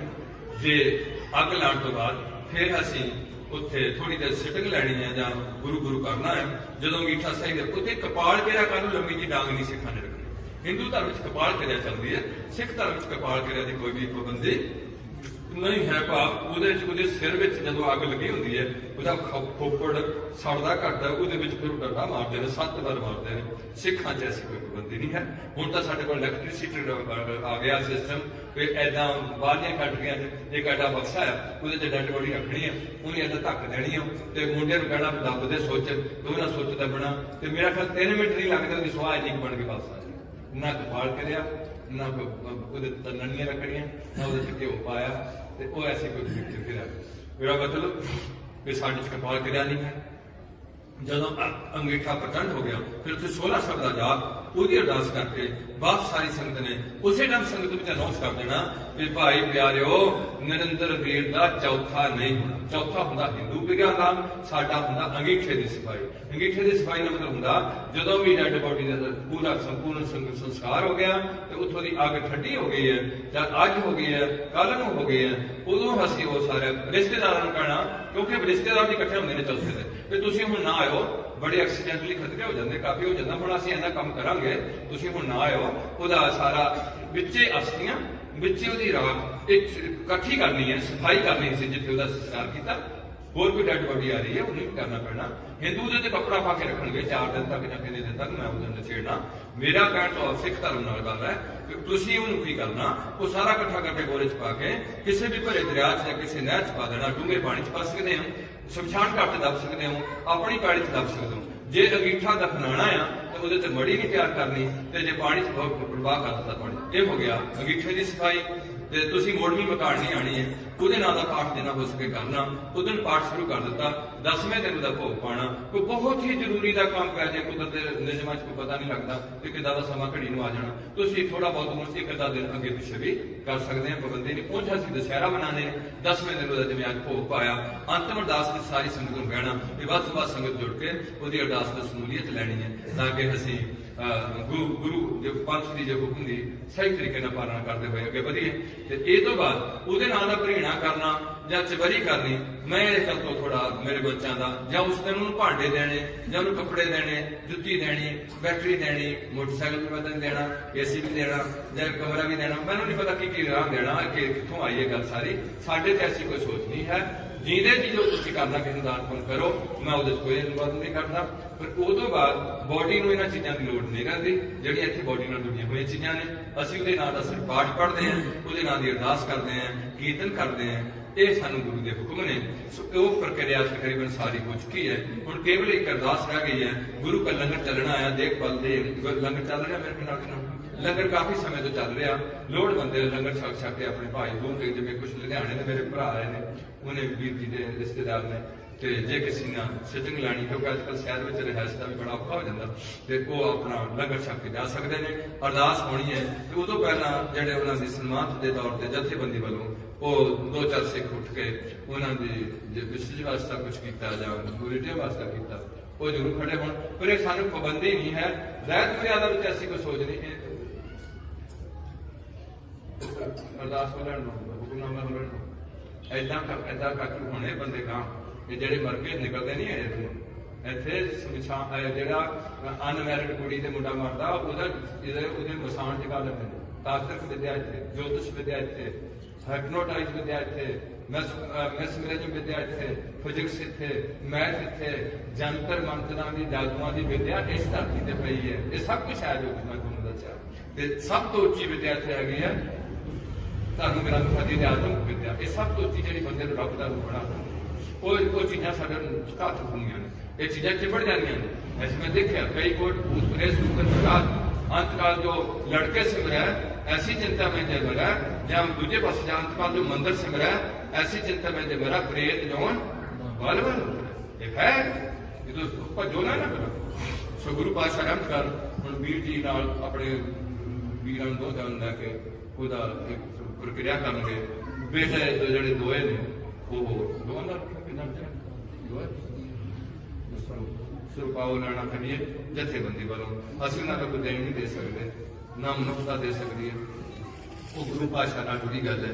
ਇੱਕ ਇਹ ਹੈ ਕਿ ਹੋਰ ਵੀ ਨਾਲ ਸੇਵਾ ਕਰਦੇ ਹੁੰਦੇ ਨੇ ਜਥੇਬੰਦੀ। ਹੋਰ ਤਾਂ ਅਸੀਂ ਅੱਜ ਤੱਕ ਕਿਸੇ ਨੂੰ ਕੋਈ ਸੁਰਪਾਉ ਨਹੀਂ ਪਾਇਆ, ਨਾ ਕਿਸੇ ਨੇ ਕੋਈ ਵਿਸ਼ੇਸ਼ ਤੌਰ ਤੇ ਕੋਈ ਸਨਮਾਨ ਕੀਤਾ। ਤੇ ਅੱਜ ਉਹ ਮੇਰਾ ਵੀਰ ਸਾਨੂੰ ਆਪਣੇ ਬੱਚਿਆਂ ਨੂੰ ਜਾਂ ਸਾਨੂੰ ਉਹਨਾਂ ਦਾ ਬੜਾ ਮੋਟਾ ਸਾਡੀ ਕੋਈ ਜ਼ਿੰਮੇਵਾਰੀ ਹੈ। ਉਹ ਭੈਣ ਨੂੰ ਕੋਈ ਕਿਸੇ ਕਿਸਮ ਦੀ ਤੰਗੀ ਆਏ ਤੇ ਜਿੱਥੇ ਤੱਕ ਹੋ ਸਕਦਾ ਜਥੇਬੰਦੀ ਉਹਨਾਂ ਦੇ ਫਿਰ ਇਕੱਠੇ ਹੋ ਕੇ ਕਰਾਂਗੇ। तो बच्चे को कोई प्रॉब्लम होए जिथे तक साढ़े को हो सकता अरदास करनी है या होर कोई ऐसी प्रक्रिया करनी है जिथे तक हो सकता उस तक असी महाराज लोड़ ना पाए। पर फिर भी हाँ आप बेटे इतने खड़े हो मत्था टेक दो। सिख धर्म दस्तारबंदी की रस्म होंगी है, वो साड़ी तकरीबन जो बच्चा केस संभाल लग पैंदा उदों असीं दस्तार सजा देने। हिंदू भी उदों मुंडन करते हैं, असीं दस्तार सजावे। मरक तो बाद जिदा भैन ने भूआ जी ने दस्तार लिया या मामे ने, मैं चाहना भी इन्होंने बहुती दस्तारा ना लिया जान। बच्चे को फिर दस्तार अपने उन्होंने असीस ही दी जाए वध तो वध, ताकि अगे तो जो रस्मां ने उन्होंने थोड़ा लैस किया जाए, घट किया जाए। वाहिगुरू वाहिगुरू और एक तो नाम ठाना वाहिगुरू वाहिगुरू वाहिगुरू वाहिगुरू वाहिगुरू वाहिगुरू वाहिगुरू वाहिगुरू वाहिगुरू वाहिगुरू वाहिगुरू वाहिगुरू वाहिगुरू वाहिगुरू वाहिगुरू वाहिगुरू वाहिगुरू ਵਾਹਿਗੁਰੂ ਵਾਹਿਗੁਰੂ। ਪਿੱਛੇ ਹੋ ਕੇ ਪਿਛਲੇ ਪਾਸੇ ਹੋ ਕੇ ਬੋਲੇ ਸੋ ਨਿਹਾਲ ਬੋਲੇ ਸੋ ਨਿਹਾਲ ਵਾਹਿਗੁਰੂ ਬੋਲੇ ਸੋ ਨਿਹਾਲ। ਖੜੇ ਹੋ ਕੇ ਦੋਏ ਬੱਚੇ ਬੀਬੀ ਨਾਲ ਖੜੇ ਹੋ ਕੇ ਫਤਿਹ ਬੁਲਾਉਂਦੇ ਆ। ਇਹਦਾ ਨਾਲ ਥੋੜੀ ਜਾਣਕਾਰੀ ਹੋ ਜਾਂਦੀ। ਉਹਨਾਂ ਦੀ ਸਿੰਘਣੀ ਕਈ ਬੰਦੇ ਨੂੰ ਨਹੀਂ ਪਤਾ ਹੁੰਦਾ। ਉਹ ਜਿਹੜੇ ਬੀਬੀ ਜੀ ਖੜੇ ਨੇ ਉਹਨਾਂ ਦੇ ਸਿੰਘਣੀ ਨੇ। ਆ ਦੋਏ ਉਹਨਾਂ ਦੇ ਬੇਟੇ ਨੇ। ਉਹ ਵੱਡਾ ਹੈ ਪਾਲਾ ਤੇ ਉਹ ਛੋਟਾ ਹੈ। ਦੋਏ ਪਹਿਲਾਂ ਮੱਥਾ ਟੇਕੋ, ਗੁਰੂ ਜੀ ਨੂੰ ਮੱਥਾ ਟੇਕੋ। ਸ਼ਾਬਾਸ਼, ਤਗੜੇ ਹੋ ਕੇ ਚੱਲਣਾ। ਸਾਰੀ ਜ਼ਿੰਮੇਵਾਰੀ ਉਹਦੇ ਤੁਹਾਡੇ ਸਿਰ ਤੇ ਆਈ ਹੈ। ਹੁਣ ਤੰਦੇ ਹੀ ਨਾਲ ਨਿਭਾਉਣ ਦਾ ਜਦ ਕਰਨਾ, ਉਹਦੇ ਦਸਤਾਰ ਕੀ ਰੱਖਣ ਦਾ ਜਦ ਕਰਨਾ। ਫਤਿਹ ਬੁਲਾਓ ਗੁਰੂ ਜੀ ਨੂੰ। ਵਾਹਿਗੁਰੂ ਜੀ ਕਾ ਖਾਲਸਾ ਵਾਹਿਗੁਰੂ ਜੀ ਕੀ ਫਤਿਹ। ਇੱਧਰ ਗੁਰੂ ਕੀ ਸੰਗਤਾਂ ਨੂੰ ਫਤਿਹ ਬੁਲਾਓ। ਵਾਹਿਗੁਰੂ ਜੀ ਕਾ ਖਾਲਸਾ ਵਾਹਿਗੁਰੂ ਜੀ ਕੀ ਫਤਿਹ। ਉਧਰ ਸੰਗਤਾਂ ਨੂੰ ਫਤਿਹ ਬੁਲਾਓ ਦੂਜੇ ਨੂੰ ਪ੍ਰਮੁੱਖ ਕਰਕੇ। ਵਾਹਿਗੁਰੂ ਜੀ ਕਾ ਖਾਲਸਾ ਵਾਹਿਗੁਰੂ ਜੀ ਕੀ ਫਤਿਹ। ਹੁਣ ਬੇਸ਼ੱਕ ਤੇ ਨੇ ਬੋਲੋ ਬੋਲੇ ਸੋ ਨਿਹਾਲ।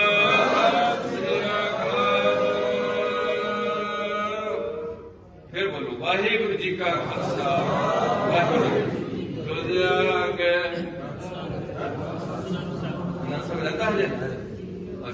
बैठिए। रामकली महला तीजा ना देखो ओंकार सतगुरु शानंद भया मेरी माए सतगुरता पाया सह सिद्धि राग रतन प्रभात करिया शब्द दा गावो हरि केरा कह नानक आनंद होआ हे मन मेरे हर नाम रहो तुम मन मेरे अंगीकार करे तेरा सबना गल्ला समरथ स्वामी कह नानक मन मेरे साचे साहिबा करता तेरा सब कुछ है सदा सिर्फ सलाह तेरे नाम तिनका मन बसया कह नानक सच्चे साहिब साचा नाम साधना मदार मेरा घर शांत सुख मन आए बसया सदा गुरबाण कीता गुरु बिट हो नानक सुनो संत हो साचा नाम मेरा आधारो घस बागा शब्द बाजे पंच दूत दुध बस कीते तुर कर पाया तुझ जिन को कह नानक तै सुख होआ आनंद सुनो बड़ भागी हो बाल ब्रह्म पाया दुख रोग संताप उतरे संत साधन भय सरसे सुनते पुनीत कहते पवित्र सतगुर रहा भरपूरे बिरमत नानक गुर चरण लागे बाजे अनहद तूरे। श्लोक पवन गुरु पाणी पिता दिवस रात दाई दाया जगियाइया मरियाइया करमी आपो अपनी जिनी नाम ते आया नानक ते मुख उजले गति छुटी नाथ। वाहिगुरू जी का खालसा